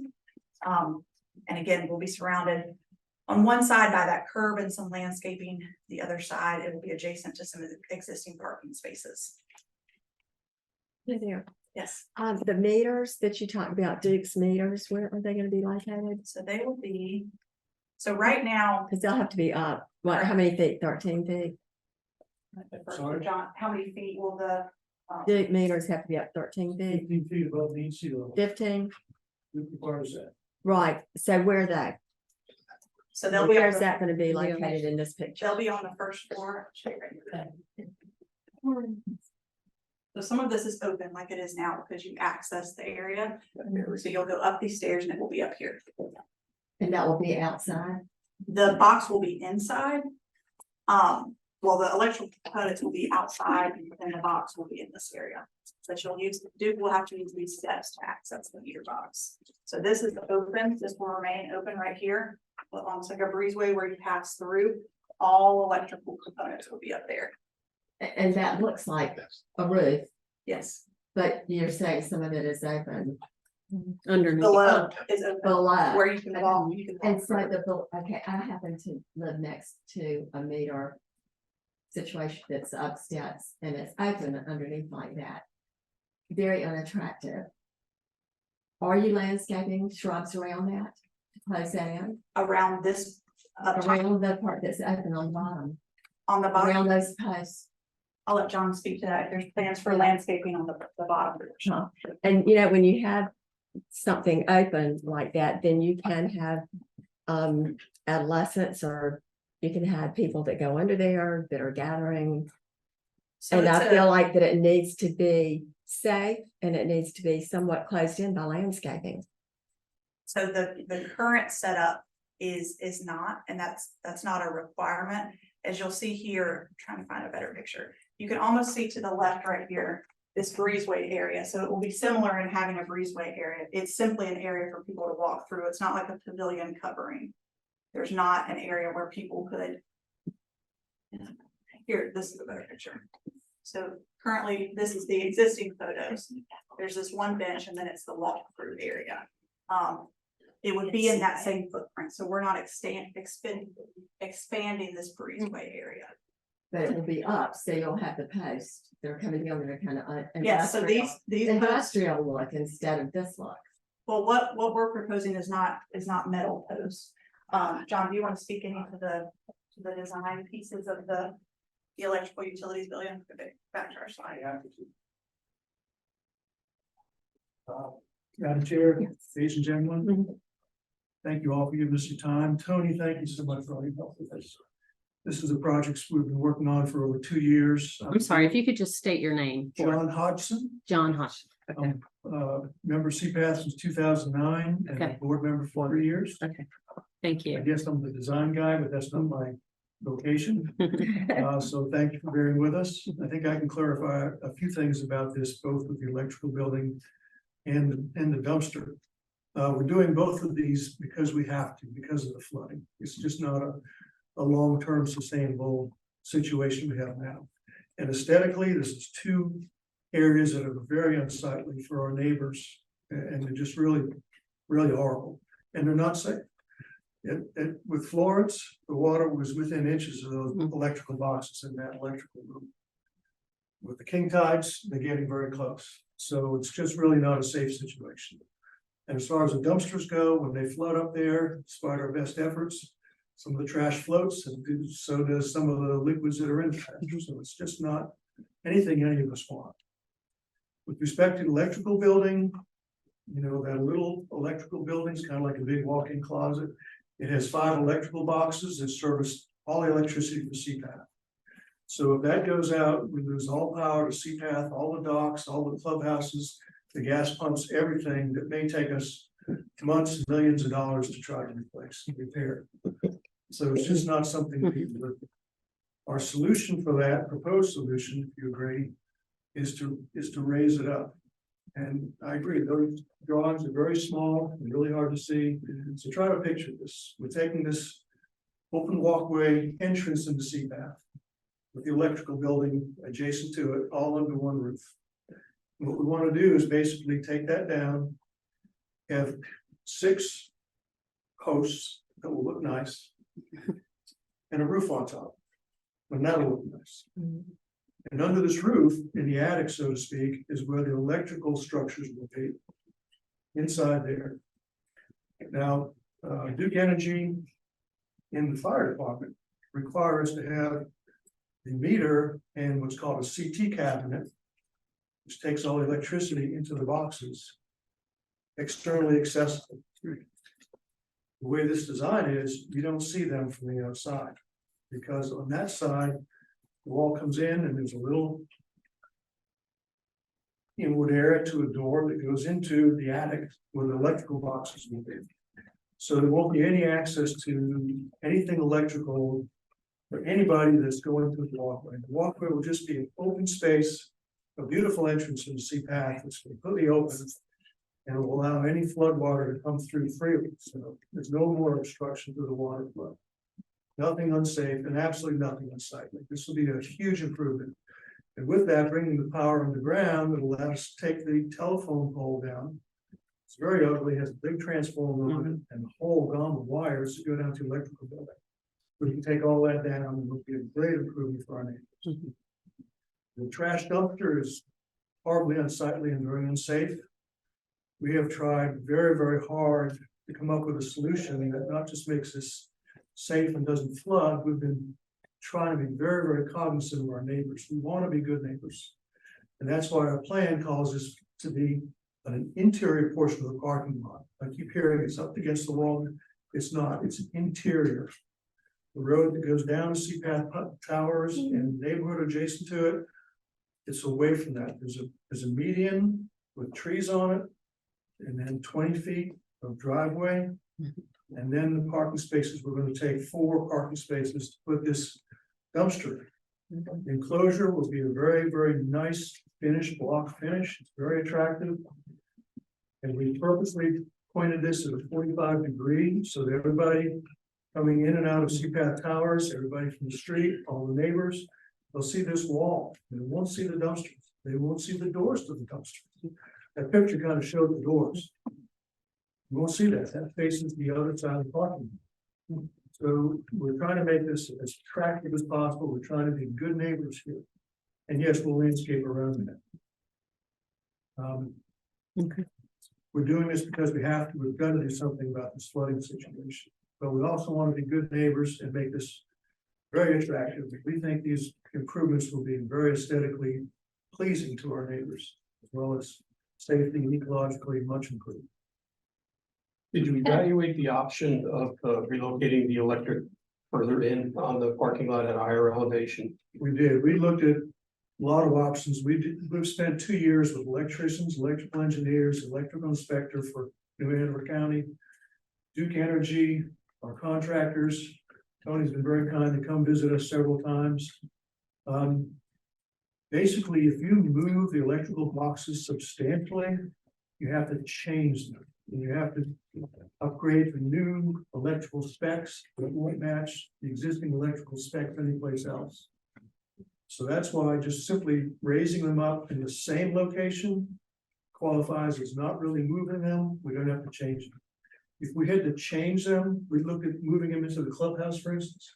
If we had to change them, we'd have to rewire everything in CPAP, which would be, multi-million-dollar. So the electrical inspector for New Hampshire County has given us his blessing with this electrical engineer, electricians. They all think this is a great solution. That'll be a very good long-term solution. It'll be very safe as well as aesthetically a great improvement. So you're saying the Yeah. relocation option is more expensive and more complex? Extremely more complex and extremely more expensive. I have one question. Yeah, I understand your need completely. I understand that. I'm not questioning that. When I give you questions, I want to be sure that it is aesthetically pleasing to all the neighborhoods around and that it's not sacrificing their view at all. We have tried. You've done it for if you weren't done it for 2 or 3 years, you've certainly looked at everything. We have worked Mhm. all angles we can work. I have a question. Maybe The electrical, I don't see an issue with that at all. The only neighborhoods that it would affect would be the moorings. That their back of their back porches or whatever overlook, that would be the neighborhood of, you talk about aesthetics and stuff like that. I have no concern with, but my question to you is there anywhere else in that parking lot closer to where it is now? Like, I know when you pull in, and I'm gonna go to that little rotary. There's a corner right there, there's a corner. Can those dumpsters not go there? we looked at other areas, there are power lines that do come in and what area we looked at and wanted to put it, we couldn't put it there because the electrical service coming in there. But aren't you gonna move those? power lines? Service coming in the driveway, Mhm. will still be there above ground. There's a pole in there, I'll show you the drawing if you like. And then from that point underground to the electrical pole. Well, when you come straight in and you're gonna take a left to go to where the electrical box is, it looks like a gate or something there that would go into the parking lot to the towers. Yes, And I know you can't put it there because that gate's there for a reason, but could it not go somewhere over to, because when you were talking about neighborhoods, you got a lot more neighbors on where they want to put that dumpster. You've got those condos for CPAP 318, you got CPAP Estates. The towers, whatever, I mean, but there seems to be more neighbors where you're moving that dumpster to now. So I guess my question is there nowhere else you could put that dumpster? we looked at all kinds of other options, this corner, that corner, we did one block, the view getting out on the Causeway Drive. Yeah, Uh, well, I know that would be not even feasible down at that end, If but we put it in the other corner, then the people coming down the road to go to CPAT Towers in those neighborhoods, if you're looking at the doors, the openings for the dumpster, I think that would be much less aesthetically pleasing. I guess what I'm asking is, Oriented it. since this map is, do you mind if I walk? Stand up and show us. Yeah, I'm gonna walk up here and show you because I can't. It looks like there's bike My racks or question something. is, could it not go right here? I know there's a gate right here. Could it not go right here? No, because the electrical lines run right, telephone pole right there, and also there are gas tanks over there. Mhm. So it could not go there. And it couldn't go here. Well, we looked at, again, the power lines here. We looked at this and, Well, this picture is showing the power lines. That's what I'm asking. right, the power line comes in right along here. It comes to here, the new power line will go underground to the electrical building here. So this wouldn't work. We thought this was much less aesthetically pleasing, and Tony and Kim Owens came over and agreed. That's why we came up with this location. Again, it faces this way, so the doors would be facing this way. And the sight line coming down this way, they would just see the block wall coming in, see the block wall going out. The neighbors over here would just see a block wall. And what's the issue with right here? Well, I think that would be much more unsightly for everybody else here, including people in town. I also don't. So it'd be a site. And that would actually also be an issue for the trash. Traffic can't Yeah, quite- make it yeah, dark. that's Right. right. So that location does allow for the It's trash protecting the trucks to junk. pick up. Mhm. So again, that's the preferred location from walls. And not here, even though those trees are blocking any view of pulling out here anyway, you couldn't go here either. Yeah, was there a reason why it's angled? Yeah. So So the the people at truck- CPAP Estates, as John said, that way they're not seeing it on this road. It's facing inwards towards us. So the gates that open are going to be, I know pointing is not extremely helpful. Are going to be facing. I understand they're at an angle, but I'm with Leanne. You've gone from one body of water to now you're close to the other body of water. You're also close to a drain, that there's a sewer drain. 10 So- feet, if that much from that, it just seems to me you couldn't put it somewhere in the middle that would be a little common ground for everybody without it being so close to both those bodies of It water. wouldn't be just protecting the yacht club from the dumpster. Yeah. But we don't wanna just protect ourselves, we wanna be good neighbors too, and I understand your comment about. More people seeing it here than here, but I think there's a lot more people that look at it right now than will be over here. This area doesn't have, you'd have to take out. Probably 15 or 20 parking spaces to put it up here somewhere, and then you'd see it more from the road. We also tried very hard to not put it next to it. We tried to put it here. Where the people in these houses wouldn't be looking right out at it, and not right here where these people would be looking right out at it. And where it is right now, this is a 20-foot, over 20-foot area right here. So if it's going right here, this is 20 feet, and then you have this buffer right here. Here, it would require us to remove some of that buffering. And again, to John's point, it's closer to Causeway. And then these areas we just discussed, this is, But you'd wall it, like you're saying, those people won't see it because of the driveway, you'd have those walls so nobody on Causeway would see it. Right, That's nobody fine. Crossway's gonna see it either. I mean, I understand what you're saying, but we'll get in discussions with it. We appreciate it. Yeah. Just putting it from Mhm. one- This. Getting it out of their this neighborhood. Closer to these homes than this location. Right. How often is it here, it's closer to these homes and that home, than this location? But it's closer to the water and closer to the sewer drain. It's also not about sight, it's about noise. You know, sight's one thing, I mean, there's, we talk about status, but noise, It is gonna be. It's empty 3 times. a 3 week. times a week. Yeah. It takes 5 or 10 minutes times a week. What time of day?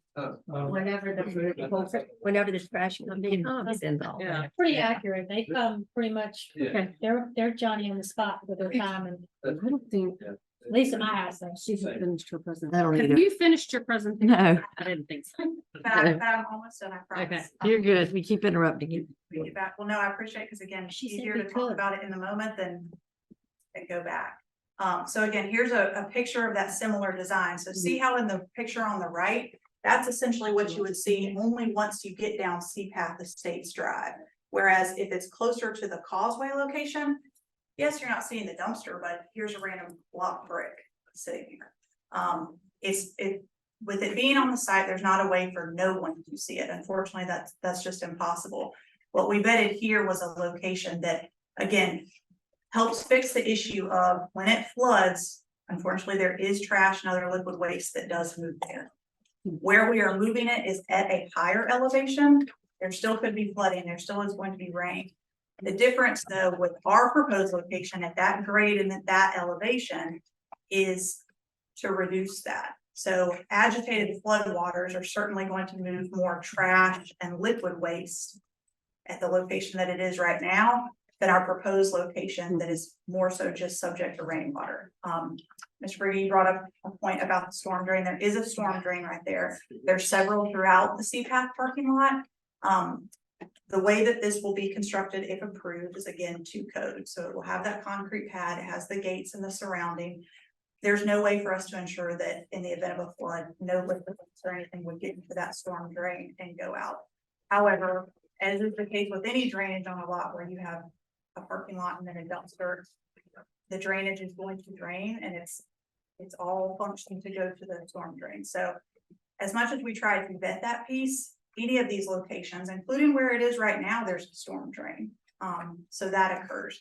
The location that we picked, again, higher elevation, more screening, more isolated and angled at an area that hopefully the least amount of people would see it, whether they're driving into CPAT Towers or to CPAT Estates or our residents. Excuse me, not our residents or members of CPAT. The folks who will see it and will see the gates are gonna be those folks that live in the higher units at CPAT. Those would be the only people that are going to see the front of the gates. Again, wanted to give some separation between CPAT Drive Estates, and that existing buffering that's already there. What goes in that dumpster?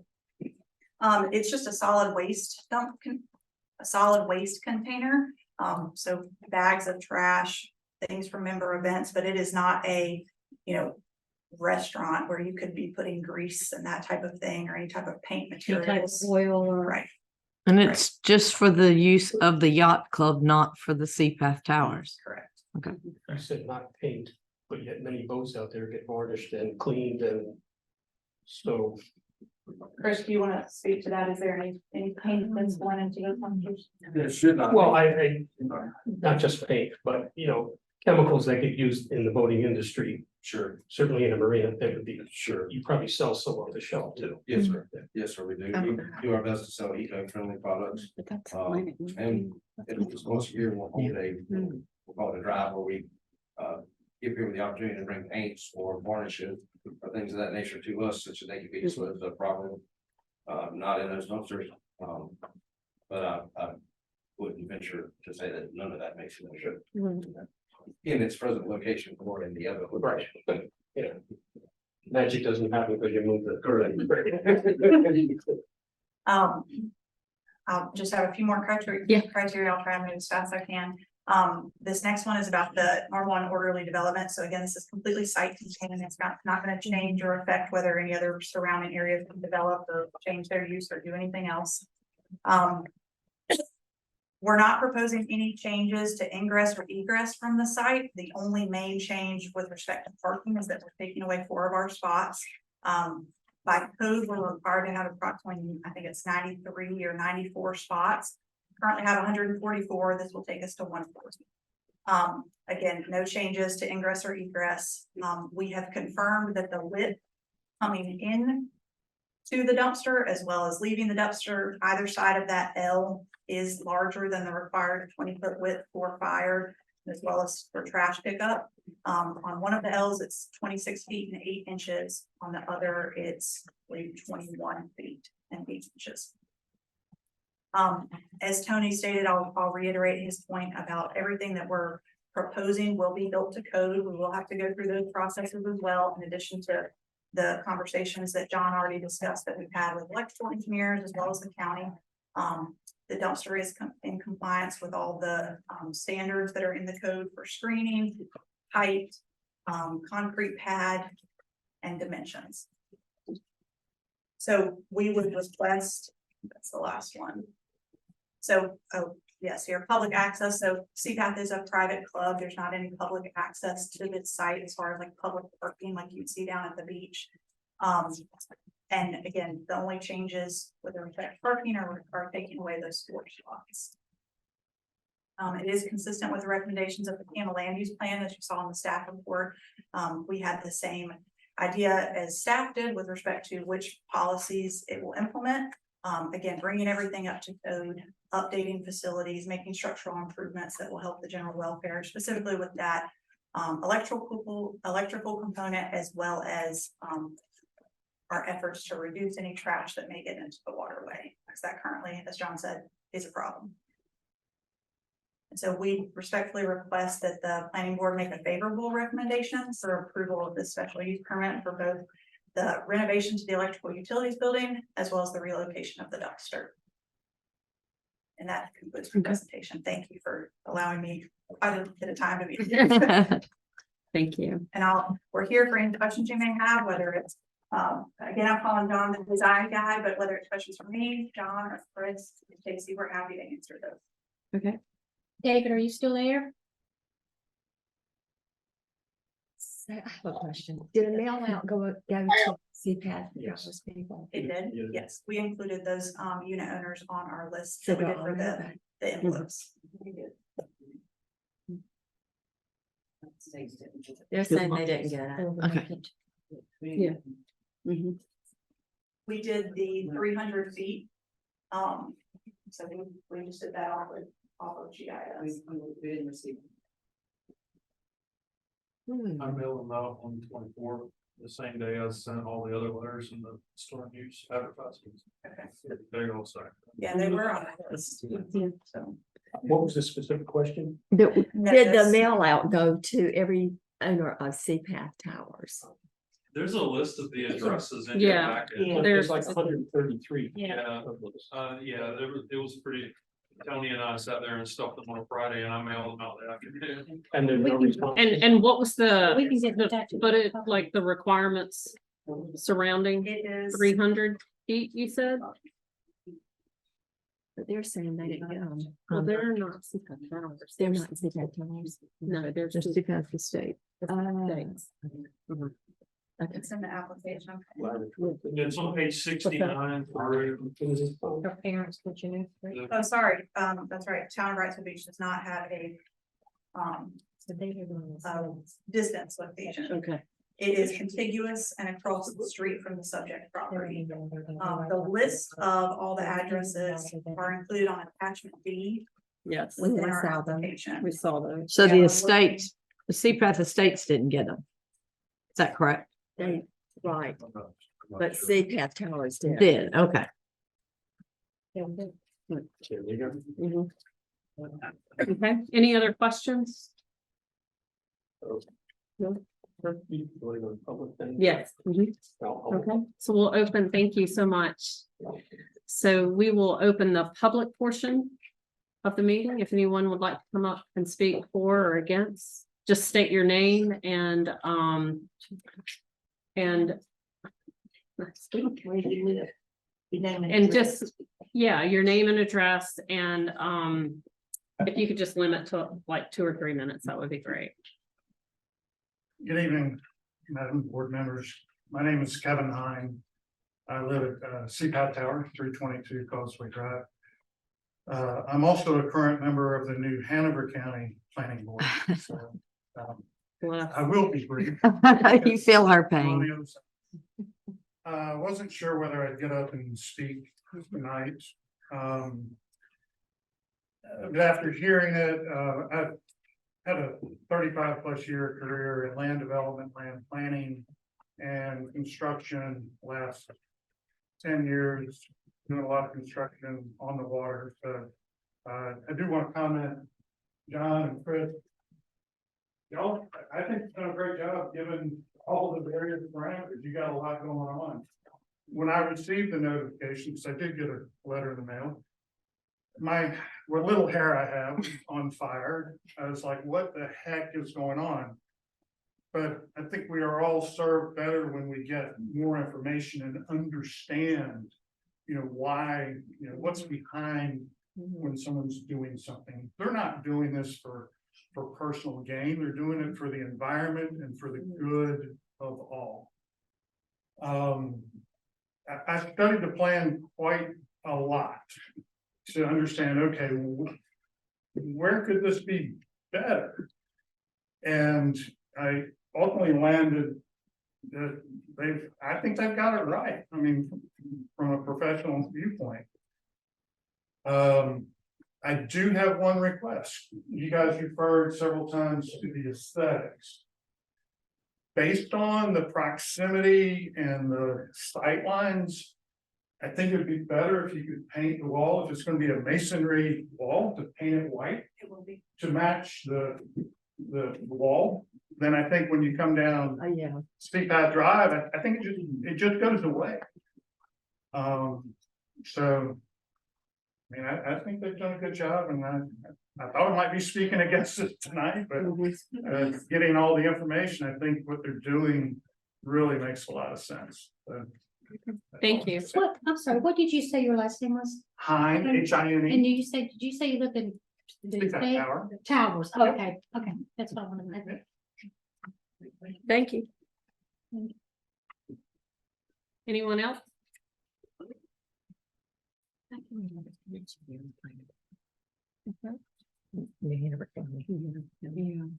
Madam Chair, can y'all hear me? Yes. Ladies and gentlemen, or gentlemen, my name is Wileen McDonald. I live at 108 Seapath Estates, Wrightsville Beach, and have been there since 1986.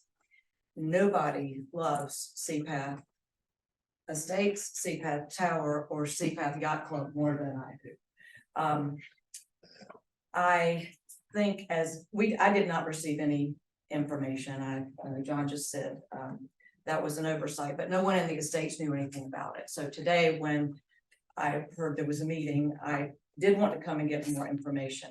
I think as a neighbor, we completely understand why the electrical, that's a danger. What concerns me is that on Seapath Lane, there are sewer lines there. And I have lived here for so long, I have seen it flood the king tides. It comes over that boat basin on Seapath Lane. It goes over to where, Chris, wasn't there a temporary dumpster there? Yeah. Construction dumpster. Yeah, the construction dumpster, and I saw what was there. One question I have is it open at the top? Okay, Chris, again, will vouch for me. Many days as I walked over to the marina, I picked up trash all along the way because you can't control what people do when they come in the parking lot. And they throw the trash. I am concerned in the summer with the amount of traffic, the amount of trash. If we have a hurricane, I'm concerned about the heat. I'm concerned about the smell. I don't know what the right decision is. I wish we could come to another location in the parking lot that wouldn't be so close to the entrance to the tower and the entrance to Seapath Estates. You have any questions for me? You guys? I have a question. Okay. You talked about the water coming over the wall. I guess. Yeah, when it floods, just like what the pictures. Into the street. Yeah. And it's two, I believe there's one on each side of the street there. Drains. Yes. They get Are clogged. you saying the water goes all the way over into the Seapath parking lot then? It has, From yes, there? it has. I mean, it's low. I don't know how much higher it is. You know, let's face it, we live in a flood. Right, it flood comes up through area, the you know, drain. so it can't be that much higher. I'm just concerned. I see what comes out in the drains from the marina that goes into the water behind our house. I used to swim back there all the time. There's so much more traffic. It's just the part of living in this piece of paradise that we have. But I wouldn't swim behind my house right now for anything. I just would not. And I'm just concerned about something that's gonna put closer to the entrance, closer to that road and that body of water. That's my concern. So, you know, I hope there's just some leeway that we can see if there's other places that it could be located. Thank you. Thanks.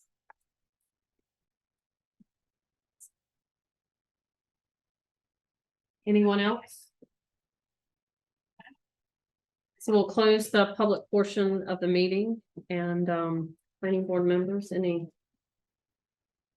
discussion that you might have? I have a question for Tony. Tony? Tony, I recall quite a few years ago, it may have been 10 years ago, relative to the Oceanic, they had their trash bins right up there towards the front of their lot on south of the. And near the drain, not too far. I remember contacting you and saying, all this stuff's running in the drain, and I was saying it's a storm drain, and you told me it's not. It's, I don't know what you called it at the time. It's a sump. Or Well, I don't know about that one especially, or these other ones. You know, I think the comment from Madeline about, you know, no matter what, where you put that dumpster, eventually they're gonna go to the lowest point wherever that drain is, whether it's 10 feet away or 20 or 50 feet away. So eventually it's probably gonna get to the sound. And some of them do directly drain into the sound, some do go to other areas too. other areas being, It could be on-site retention, and I don't know, I doubt they have that, so. And some of the parking lots you see, they're built like a bowl where all the stormwater stays in the parking lots, like some of our parking lots. I'm not sure about the side. Okay, but specifically to what I was describing with Oceanic, I mean, I remember the conversation with you. I just don't remember what you called it. Yeah. You described it as it's self-contained. It Like a doesn't go collection into- basin or is that? Maybe that was Yeah. what the word was, It- but it it doesn't could go be. into our storm drain system, the town storm drain system, so it doesn't go out to the water. Yeah.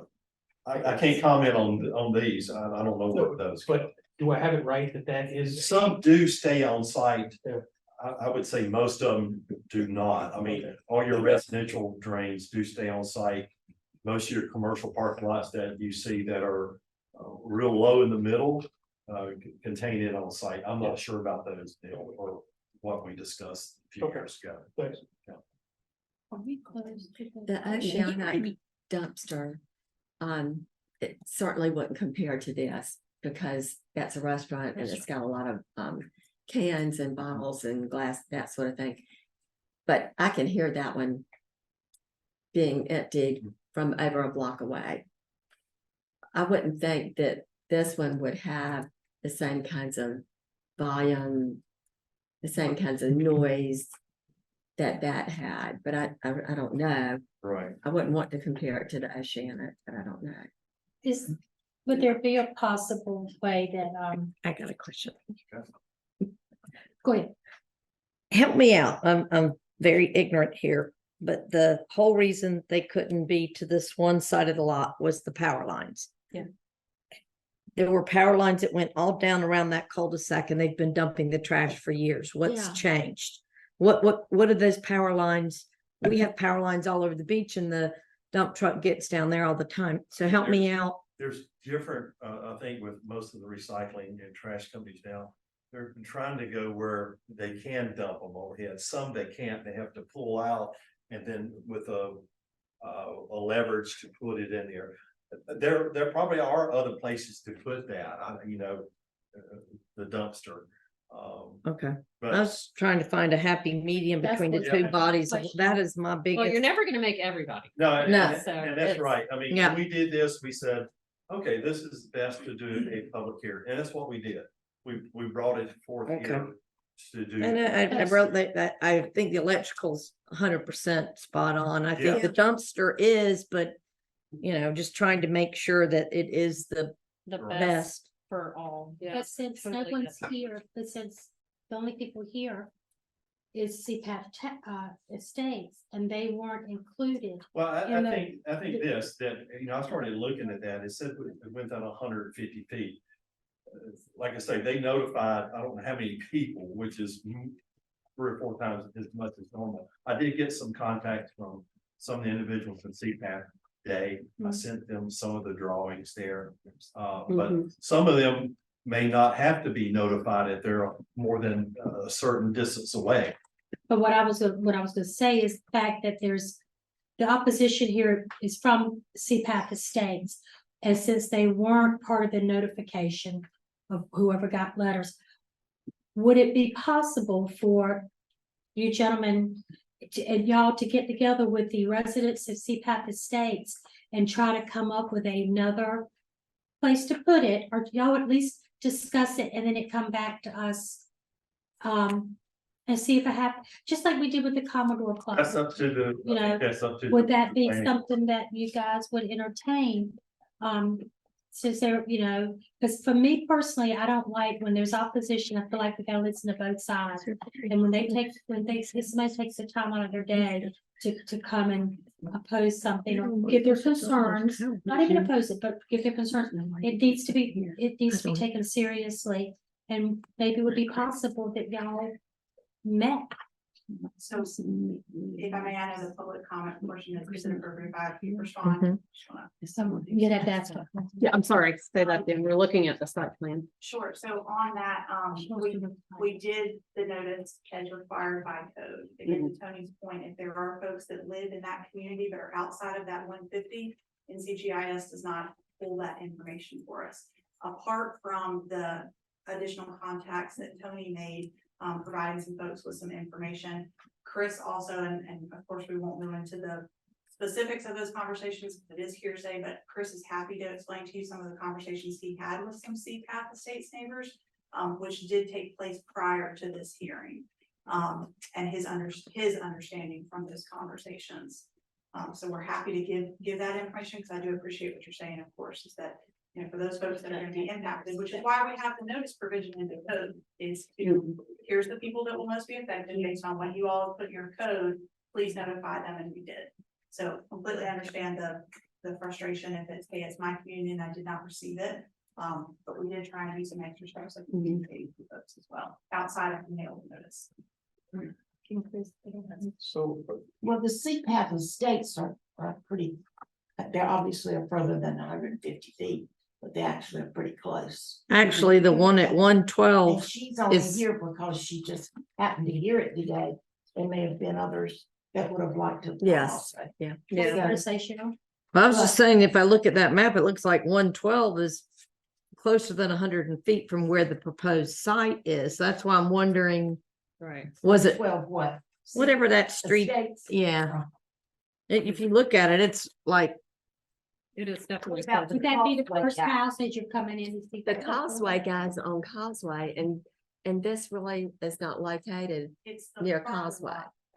you know what I'm So saying, Kenny, it's not, He's not close. no, I don't think so. so it's based off which lot? The lot that's farther back where we showed that, is red it ring. 150 feet from the site of the move-in? No, it's 150 feet just from the parcel itself. You sort of pick a spot that's most in the middle of the parcel and do a circle. Yeah, see, Where that's, that spot is. I don't, our real estate. folks did that. Okay, but you know. Yeah, see, that- It could be it's- there or it could be here. It is this spot. You know. Setback block. We need to get places. Mhm. If you move it. I know, it's South like corner, I believe it's. I'm like her, I think right here, I think this is. Apparently, but you have to pick the most central spot, so it's gonna be in this spot right here. And remember, it's this lot, it's not this lot. Mhm.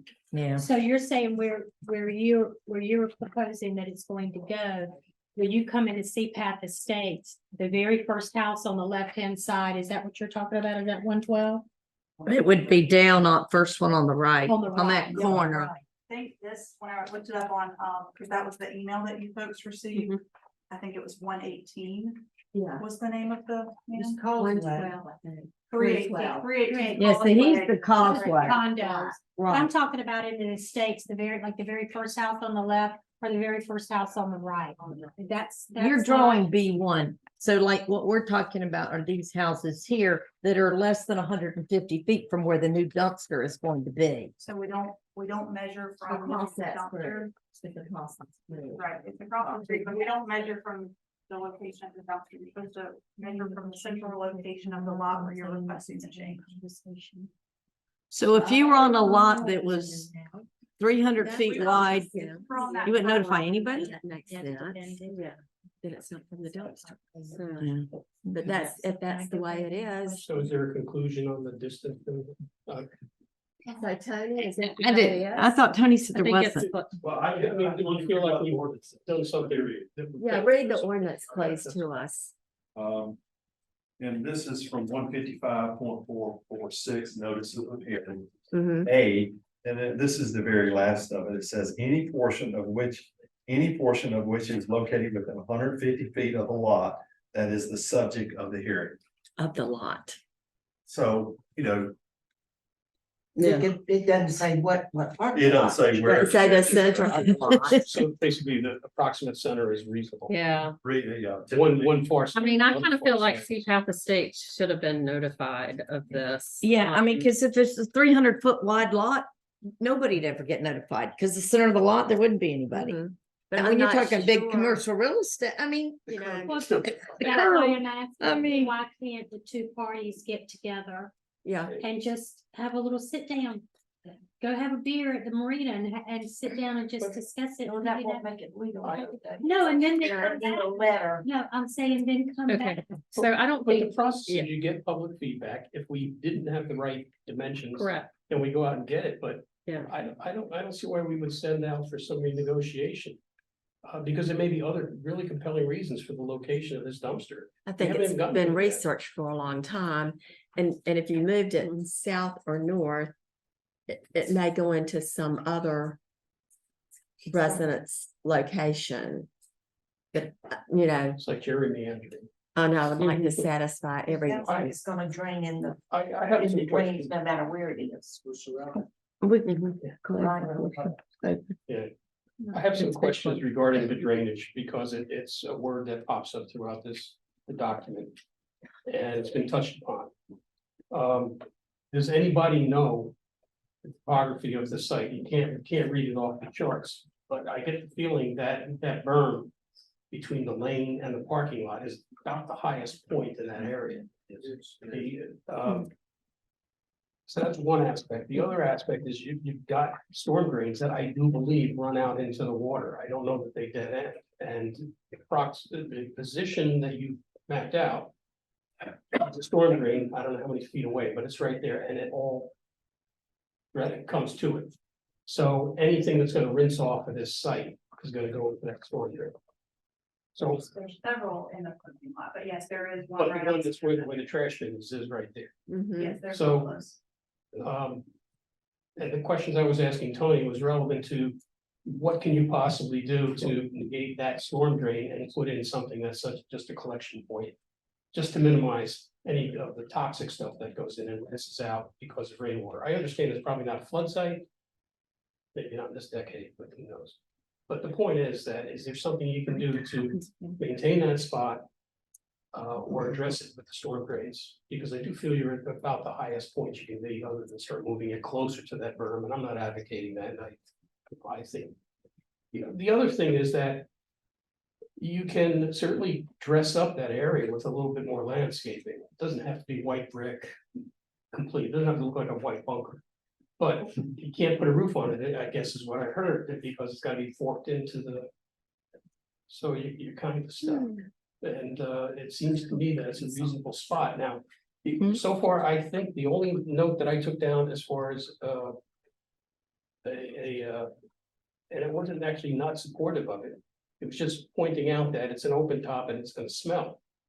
That's the nature of garbage, and it's not necessarily gonna smell 150 feet away unless it's a really good catch. Yeah, kind of thing, so not to make light of it, but I don't know, have we done something wrong in not reaching out to the more appropriate group of people? And if we have, then we should go after that, and if we feel that we've done a reasonable job in that way. There hasn't been a lot of negative comment to this, and if you can address the drainage issue. For me personally, then that makes a big difference, otherwise, that's my only issue with what we're trying to do it, why you're trying to do it. I won't speak about it. We have closed the public portion, but, yeah, I think it's okay if you come back up. If you'll just make it, yeah. I don't have to really come back up. Thank you so much. I just wanted to see, somebody's suggestion, I think it was Leanne's. Could we sit down and just see if there was a place a little bit further? I mean, I think you guys have done a great job and you've spent 2 years to do it. Is there a place where you could put, I don't want to say push it, but move it a little bit further away from the road and that drain? And ultimately the water on the other side, a little bit closer back to the entrance. Yeah, So. but it's also closer. He has a Karen, I'm sorry, That's probably gonna answer her. you may answer, yes, Did I miss it? yes, if you'll make it very brief. Very brief, yes, we can sit down and I would love to, if Wiley and I, for instance, 85, 86. The closer you move it away from where we're proposing it, the closer you get to that house, that big house that's for sale. So we're surrounded and we've been trying to find the middle ground. Mhm. Could you move it a few parking spots over? Probably, but then you have closer to that area. So that's why we chose this location. 20 feet from the berm is 20 some odd feet within the road. And we specifically chose this location also because it's electrical, away from the electrical wires. I know this seems to be confusing. Yeah. But curling trucks go under the wires and then they can lift it up and then scoot back under the wires. This puts them right under the wires if you try to put it along that. And that will put it right next to them. We have really reacted with this. Yeah. And Tony's been over there several times with us. And we've really tried hard to find the best location for something bad. Nobody wants it. Right. And that's why we try to make it aesthetically as good looking as possible, get it empty frequently. I don't smell it where it is now, even when you get close. I don't think that's gonna be an issue. You know, we don't empty it just once a week, it's 3 times a week. And trash trucks make noise, I don't think where they are. They do, I You hear hear them it, I from hear a it, long ways away. So, we have to really try hard to do this right, and absolutely, we can sit down and talk about it and go through it. And I've done that with lots of people. Right. We just haven't found a better location. The one person who's not here tonight that I am concerned about is the house when you drive in on Seapath Lane, she would be 112 Seapath Estates, and that's the blue house to the right. She's really close to us. Yeah, according to, it looks Yes, close. She knows nothing about this. I haven't reached out to her because she's got some personal health problems going on. I haven't reached out to her. I would really like to get Seapath Estates, and even if we could just sit down, even if we went over a few parking places. I hear what you're saying about, there's no great place for it, but even if you could move it over just a little bit, that would help, because we have another homeowner back here at 101. She's. And so this, Yeah. Okay.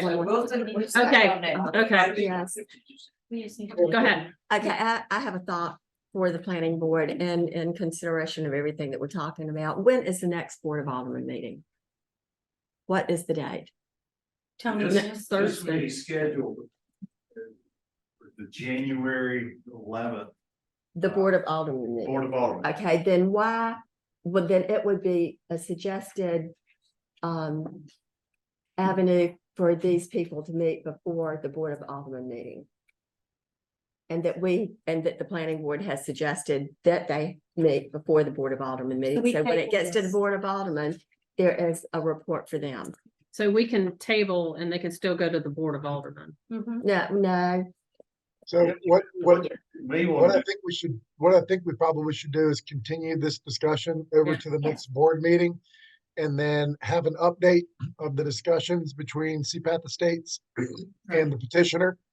And then once we get that update, then we can make our decision as to what type of recommendation we want to forward to the Board of Aldermen. I think you're right. That's exactly right.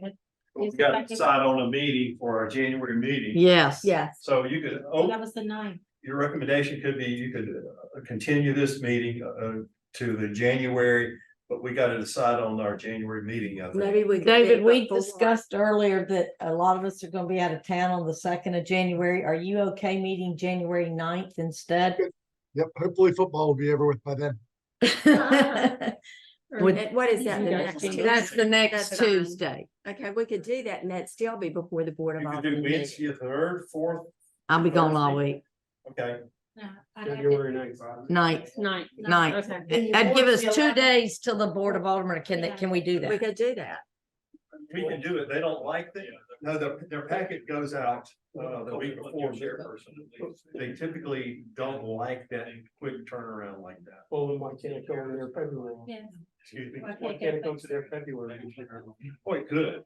It could. Well, how many of us are not available on the 2nd? Not available? So that's not possible. Yeah. Well, y'all can meet, but I can't Okay. be here. You have a problem with February. No, we can likely make that date work. We just would ask about the discussion if we're considering, if it's related solely to the dumpster, if you all are still amenable, we'd ask for a favorable recommendation on at least the utilities building. And then we can table the Oh, dumpster and So we can separate them. Yes, I understand. Oh, provide in our application separate exhibits that are specific just to the electric pool and the dumpster. So while they're in the same application, we didn't say we need one, we can't have one without the other. Okay, David, David has a statement. I think the aldermen prefer that we always keep our recommendations together and not do kind of parcels of it, but that's up to y'all. So we just request, of course, spent a lot of money and a lot of time on this. It's like the- What is the, why do we have to okay the electric thing? well, We have to. Is that part of our, It's part of the special use. Mhm. oh, okay. Yeah. The electric building is part of the special use. Permit. Mhm. 60 days. is that- Any change to a maintenance site plan for something. Yeah. 60 days, so no. And I know what David's saying. I mean, I think we're all in agreement, we'd be okay with the electrical, but I understand what David's saying. They don't want us. It needs to Yeah, get because together. we've They need done to go that together. before and they didn't, didn't like, they want a nice clean package. They don't want. Handed over to them and, it's gonna be the dead of winter anyway. Okay, so I think our discussion is leaning towards what David spoke of is continuing this. And continuing them together as the board doesn't like for us to separate them. Yeah, So, Let's vote on that. yes, I was gonna say, would someone for like to, January 9th. January 9th All meeting? Alright, now tell us why we're. And so also, I think we need to put in there that CPAP Estates needs to be notified of what's going on. Yes, I think it would be the good neighbor thing to do. well, I think. Somebody needs to make- Because you wanna be sure that they So, show up and that. Okay. and so does someone want to make a motion? I'll make a motion because Okay. the reason, because I think the I'm gonna make a motion that we continue this Right. to January I 9th. do have one question though. Is there going to be an issue with notice for you all since the code says we provide you? The With 35? public notice. Because what likely will happen out of those discussions, which we may have actually just come to an agreement of scooting it over several spaces. Will we then have to resubmit our entire application and redo the whole? Talk to him on that. Submit an amendment, We want to continue, which. That would be you guys. right? But if the result of the conversation with CPAP Estates is we're gonna move it, does that restart the entire process for us? Or can we That's just- Tony's. Tony, The would only the issue I see is continue or table it? We Which said way we would have you a- do? notify all the people at CPAS, so I worry about the ones that are not here, Yeah. that could still have an issue is my issue. Mhm. Yeah, but how, Yes. you'll get letters out now though about, well, I guess you have to Well, we notify have them time. about that January They meeting. just said they have something worked out, but I think we still haven't need addressed to all the notify. other owners of CPAP. Mhm. I agree. I agree. CPAP Estates. Yes. Yeah. Okay. So answer our question about them having to start over. She just wanted to know if it wasn't within 30 days of the January 9th, is it gonna mess up their, they should be okay for, if they don't. It should be okay, we can run it by our attorney, it just depends on how many feet. My suggestion would be that we would submit an amendment to the existing application with a revised plan for the dumpster only and include that in a notice to the CPAP Estates and the other folks. That sounds good. That sounds good. Why she gets paid big That bucks. sounds good. Except- Why I don't. Hold on, hold on. that sounds great, except I really do want to understand the storm drains in that lot with your new location. Yeah. And the elevations, the topography you can't see on the sheet. Are you gonna regurgitate? Okay. Lee, Are we somebody gonna still- regurgitate that? Are we going to still, Kitty? that's why I'm asking. Yes, we. So we're gonna continue, our motion is to continue this until our June, right? Our January. January the Oh, 9th is that meeting, correct? I was because you going- don't have to do. You said she didn't have to, Is that Start what over. we'll do now, and continue this to January 9th? they're gonna come back We with do it. not want to do- I know. We do. But yes, if we could submit just a revised site plan and not have to wait another 30 days before, say, the February or the March. meeting, Right. We prefer not to do that. Yeah, I think you'll be fine. Yes. You're gonna have to wait till February. For the Board of Aldermen, Yes. but not for January us. January Yes, 9th, we Yeah, should, we weren't gonna do that. Yes. So Okay. I'm gonna make a motion that we continue this.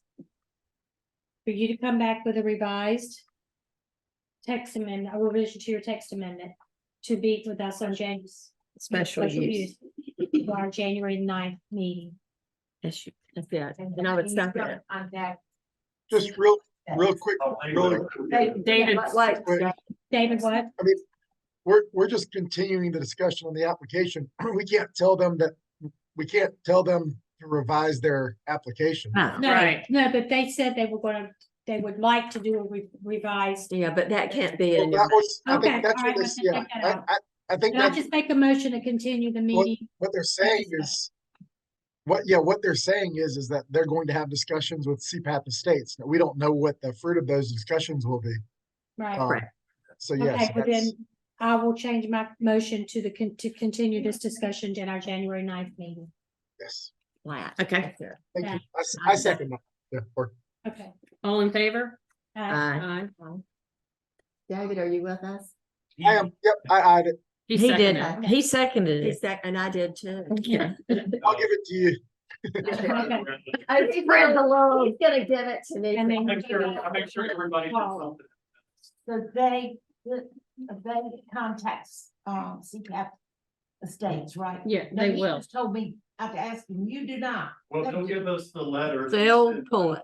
Oh, Thank you, guys. Thank I you. think it's Sorry, a it just, huge leap forward, but I think y'all understand why our hesitation.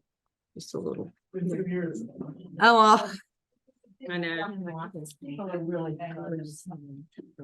They are. Yes. I mean, it was done.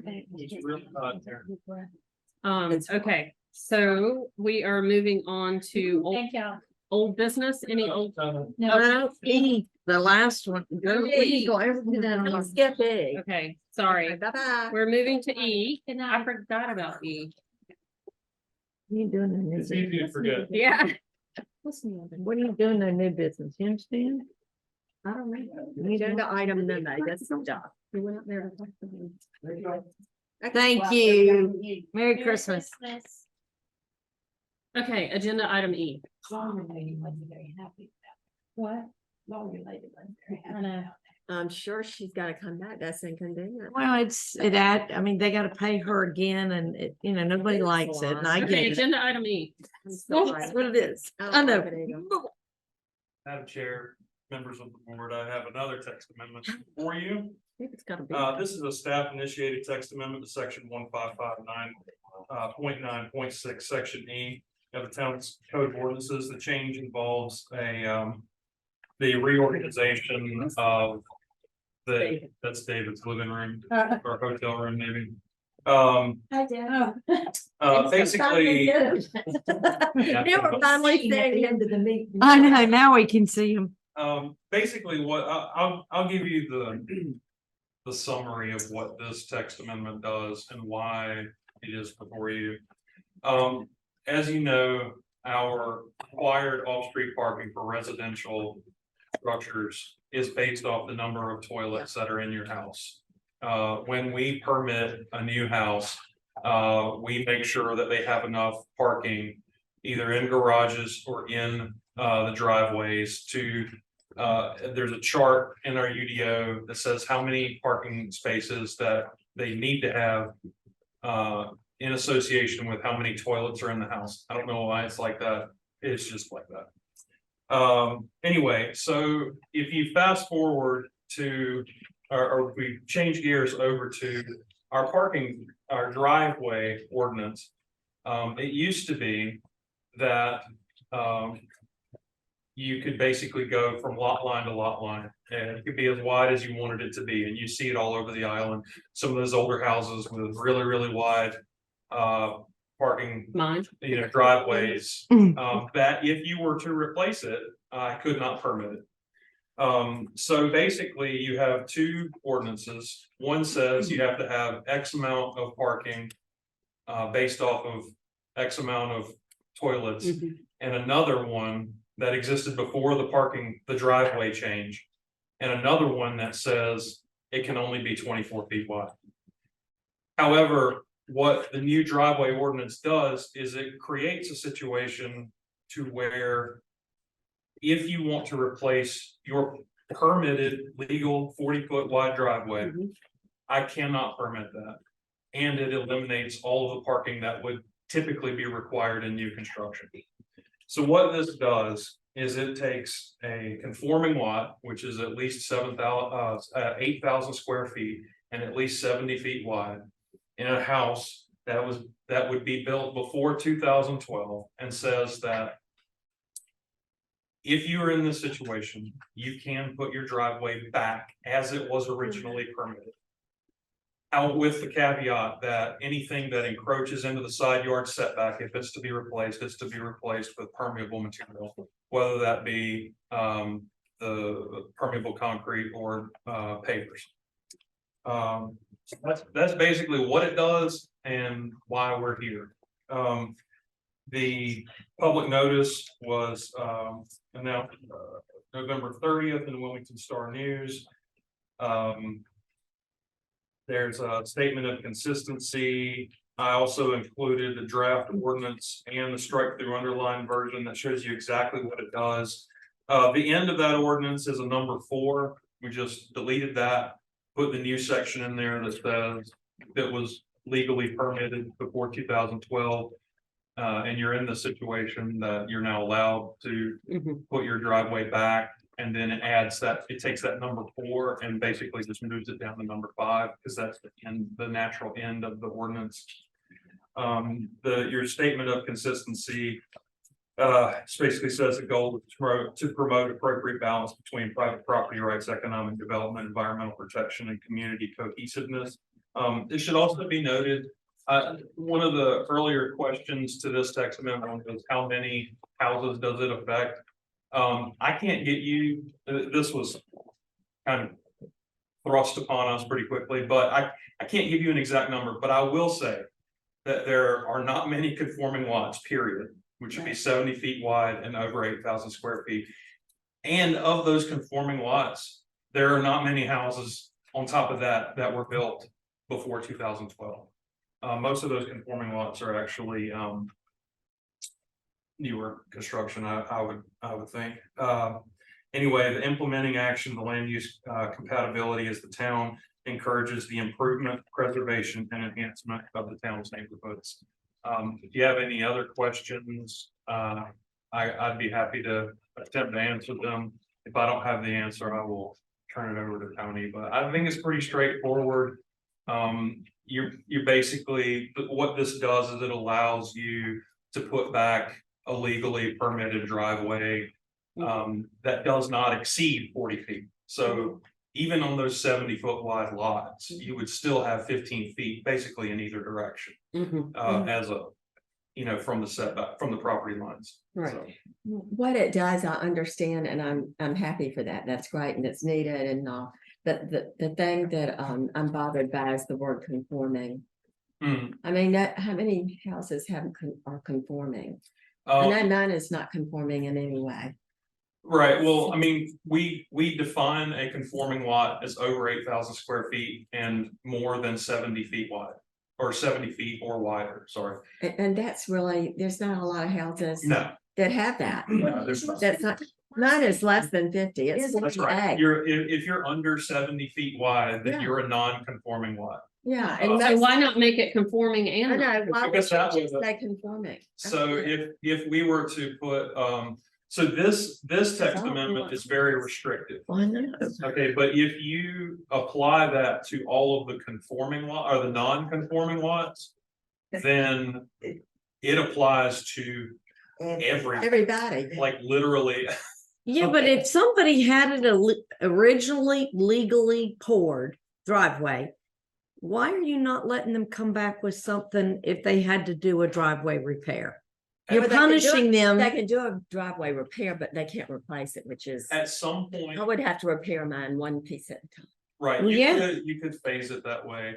At some point, probably the vision of the vision in the Camel land use plan that is the Bible of our land use policy on Wrightsville Beach. That committee with public input decided that they only wanted driveways to be so wide. And when ordinances change, they do change with the expectation that the old stuff that nobody likes eventually just goes away. It's not grandfathered. So, I mean, this is just one of those scenarios. Getting rid of it. I understand all. Yeah. I guess if you had a non-conforming lot, you could go and ask for A variance? a variance. You could do that. If you can't meet the parking, I definitely, I couldn't meet with parking. You could ask for a variance. I'd struggle. I wouldn't meet with parking. Cause I don't have I don't have a garage. Well, you just pray that your driveway lasts a long, long time. So you could be like me and have to build a whole new house. So Yeah, you could, That's what happens. so you could, well, I just gutted it. I know. But yeah, so you could explain that you could do half the driveway and then the other half. So Yeah. the Yeah, way, we could. so the way that we interpret that Uh-huh. is that if you don't do a substantial improvement, Mhm. what we define as 50% or Mhm. greater, then you don't have to bring it into Okay. compliance. Some communities, let me not bring that up. We have a 365-day clock on that. So Uh-huh. technically speaking, somebody could replace half their driveway This year, One year wait later. 365 days later, replace the other half that year. Yep. It gets done regardless. It just doesn't make much sense to do it that way. Right. If you Mhm. could just make a change that only affects a handful of residents Okay. Okay. to make it a better situation. Yeah, I could agree with that. Okay, any other questions? So do we wanna vote on this? Anyone wanna make a recommendation? I'll do it. Okay, I will make a favorable motion that we accept. What's Your the, printed what is the copy. number? Please. We don't have it. There you go.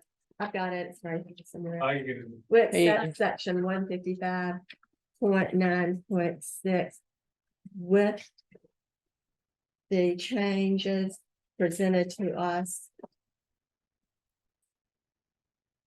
I'm considering section 45. Now I can't find it. yeah, I guess it would be Okay. to, do you, I don't have that. Deleting section 4 I have it on my Right. phone. and adding to section, and adding section 5 at the end. okay.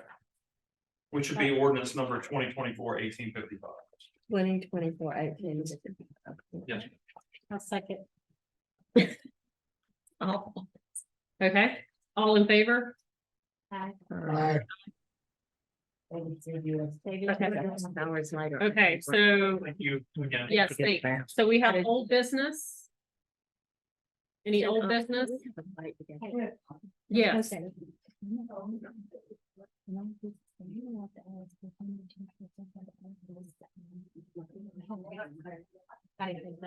Okay, they wanted a restroom break. I'm gonna go to-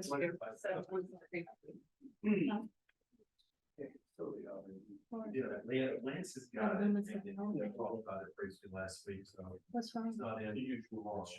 What am I missing? I'll have it to you next week. Is that why our meeting got postponed? I'm not sure. Lance is legal. Lance had put the agenda together today and he's. You talking about It's that? out of town tomorrow. Yeah. So the ad hoc got postponed because We went to the top. I didn't get feedback from a bunch of people. I got something from Neil City and C from me. This I didn't is get too much trouble. I'm way sure. Or, Cause once I start, things start, I'm gonna put on my pajamas. when you go through, just Still have a meeting, I'll call you back. then I'm supposed to compile the notes. and put them together. 30 minutes probably, is that too long? Packing my car and shit at 7. Today, it's just almost like today. Just I think I have. Okay, okay. I went out of town, but I'm not, went about 10 or 10 or 10:30. So can I call you, can I call you like when I'm on the road, I'm not driving? I told him there was something wrong with it. Okay. It was Yeah, recall. all right, They I'm said sorry it about was it. recall. Appreciate it. Cars on. Oh, and Okay, appreciate it. Talk to you in a minute. it's That would be nice. That would But be it was the wonderful. recall. So they can't get the parts, so they're gonna have cars on. So they gave me a loan. Your car again? I told you there was something wrong with it. They finally figured it out today. They put it on the computer. And it showed up. It was what was wrong with all the cars that have been recalled, even though my car's not a recall. So they don't have the part, it's on battery. And you know how long they stay on back order? And then they gave me a moment. They said, well, you know, we have our thing like y'all understand, it's like what I say to the people. I said, so you can make an exception, I tell Richard to get his plan, from you can trust him every week, how do we want to do this? I think. Then I gotta let me Yeah. know. Son of Water's been trying to get a Yeah, that's what they're trying to do. word. Yeah. They're trying to Explore make it where it's easier. we can straight Parts in. on back. Instead of Yeah, backing And out. then he's still Well, I just just, not checked able to get it. But I- they can, I've been driving this car, and I thought they said they were telling me this, driving, which didn't make me. Because when I'm on that, I straight to the fucking key. All right. I stood by myself. I would break down. Thank you. Okay. Not a good place to break. My eyeballs. So any What- old business? No, other business, Does David have anything? he says he's good. Okay. Other like- business from chairperson and board members. I I like do to have, hear- I do have some other business. I'll be really quick and really brief. And it is, Jim Smith kindly sent me an email a while back regarding, docks. And, he's actually 100% correct in, the fact that there's no restriction on dock height other than the 40-foot rule. Doc, what? Dock Mhm. height. Oh. So, We're just seeing a lot. gazebo height, yeah. Mhm. Not, you're not talking about piers. Yeah, on docks. Even the docks. Mhm, There's probably nothing, we have a pier and dock ordinance mhm. that it doesn't get into Height. a roof height or whatever. Right. But it does get into, you can't do double, decks and things. You can't have a double. Yeah. Unless your grandfather. But we have a neighbor that just put in a new dock that ramps up. You've probably seen it. Well, That's really tall. That's mine. So that's. So, Well, so I one think, of my neighbors, your old neighbor. so I think to keep this kind of brief, I think the point is it really is something probably the town should address. If that we have a height restriction, and Jim suggested from, the Type of bulkhead, but not everybody has a bulkhead. right, There's gotta be a way to do it via bloodline or. yeah. It doesn't have to be complicated. Right, so Tony, I don't know if maybe that's something y'all can look into and we We'll be can, glad to look at it. We'll let the town manager know. Okay. and The board that we're looking into. We need to do something. yeah, cause some of them are Coming up getting with out of the control. maximum- You're right. Some of Yeah. them, who knows what people could do now. So Right, They'll So do we'll look anything into they can that. do. okay, thank you. I'm gonna go. Straight up. Okay, that's all I have, thank you. CPAP actually has a two-decker.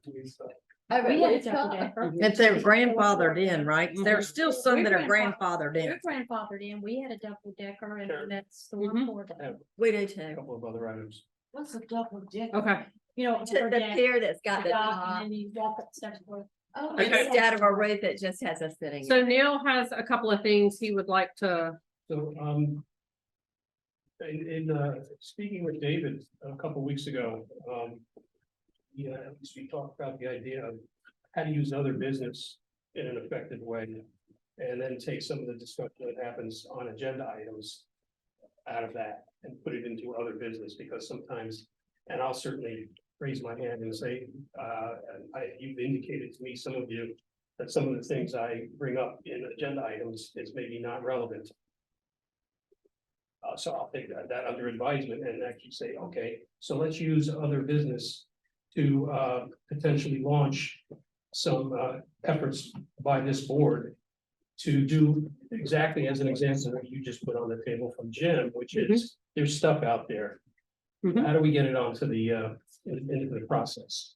So Robert, sorry. Robert copied 3 documents that I prepared. I apologize for the late delivery of these documents. My intention is not to go over them now, but it's just introduce them to the group and say, we have some stuff ahead of us, I believe. The number 1 document, I call it new business item number 1, is discussion of the planning board powers and responsibilities. And there's a bit of a write-up there. And I've attached 32.13 powers and duties of the planning board. And the whole basis there is that if we take this discussion, not now, we take this discussion about our roles and responsibilities my perspective, it opens the opportunity, the door for us to fulfill those powers and duties. And then do the next items. Such as, you just handed something to the planning department, so to speak, to investigate or. If you read our duties and responsibilities, we do have an independence of our duties and responsibilities to take actions and do work and also to communicate with the board. So this has been traditionally a replying to or dealing with things that come from the planning department. But we have the duties and responsibilities to do stuff in this realm of our own volition. So that's just to say, I think that's a starting point for us. The second new business item is visibility of current CUP or SUPs across the town.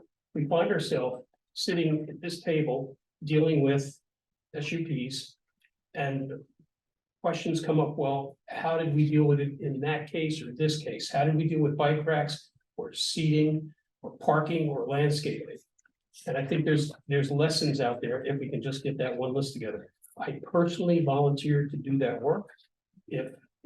Tony has pointed me towards documents in the past where I've done research for the board, so Robert has a comment or question. We have all of our special use permits in folders that are available for anybody to look at any time. And I'm saying, So when that comes up, we just need to come over and get it. Sure, if you want to see any SUP. and what I'm Okay, suggesting, sounds and therefore that's the case, then I'll just go to those folders and I will compile the complete list, so we have a single list. Now, I don't know if that's 1 page or 20 pages. It's about 8 binders. But the point is, there's no specific information that we're looking to see, that's all. Yeah, so that's, okay, so then that was done, that's action. And then the third one, I call it landscaping, building and property upkeep.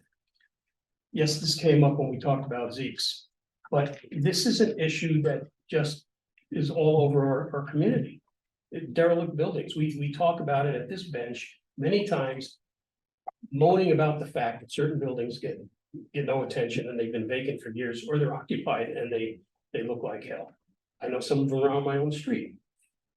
And then in speaking with Robert mostly about this issue, it's like, well, if the grass isn't 18 inches tall, what can we really do here? So this portends to say we should do a bit of a dive into this. So I've written up some background information and a proposal of how we go about it. And so with that, I'll just say, I would like us to just deal with this one in the future along the lines of what I've said here, with the input from the rest of you at the table. Let's say, okay, well, let's also broaden it or narrow it or whatever. Let's just say, I think this is something we should bite into.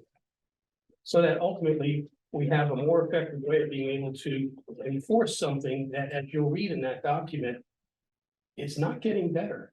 Even with the many new constructions, the existing buildings, a lot of money isn't going into them. Well, wasn't that the thing we did not long ago about, The public nuisance yeah. for the houses, wasn't yeah, that- we did amend did that.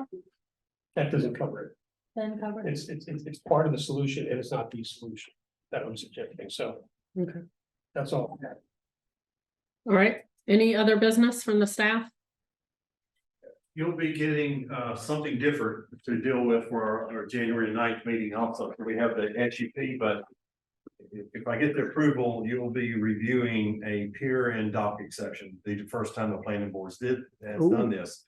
It's on advice from the attorneys who want it to go to a planning board and then the Board of Aldermen. So it's a little bit different. Typically, they just go to the Board of Aldermen, but he wants it out and open. And so the planning board can review it.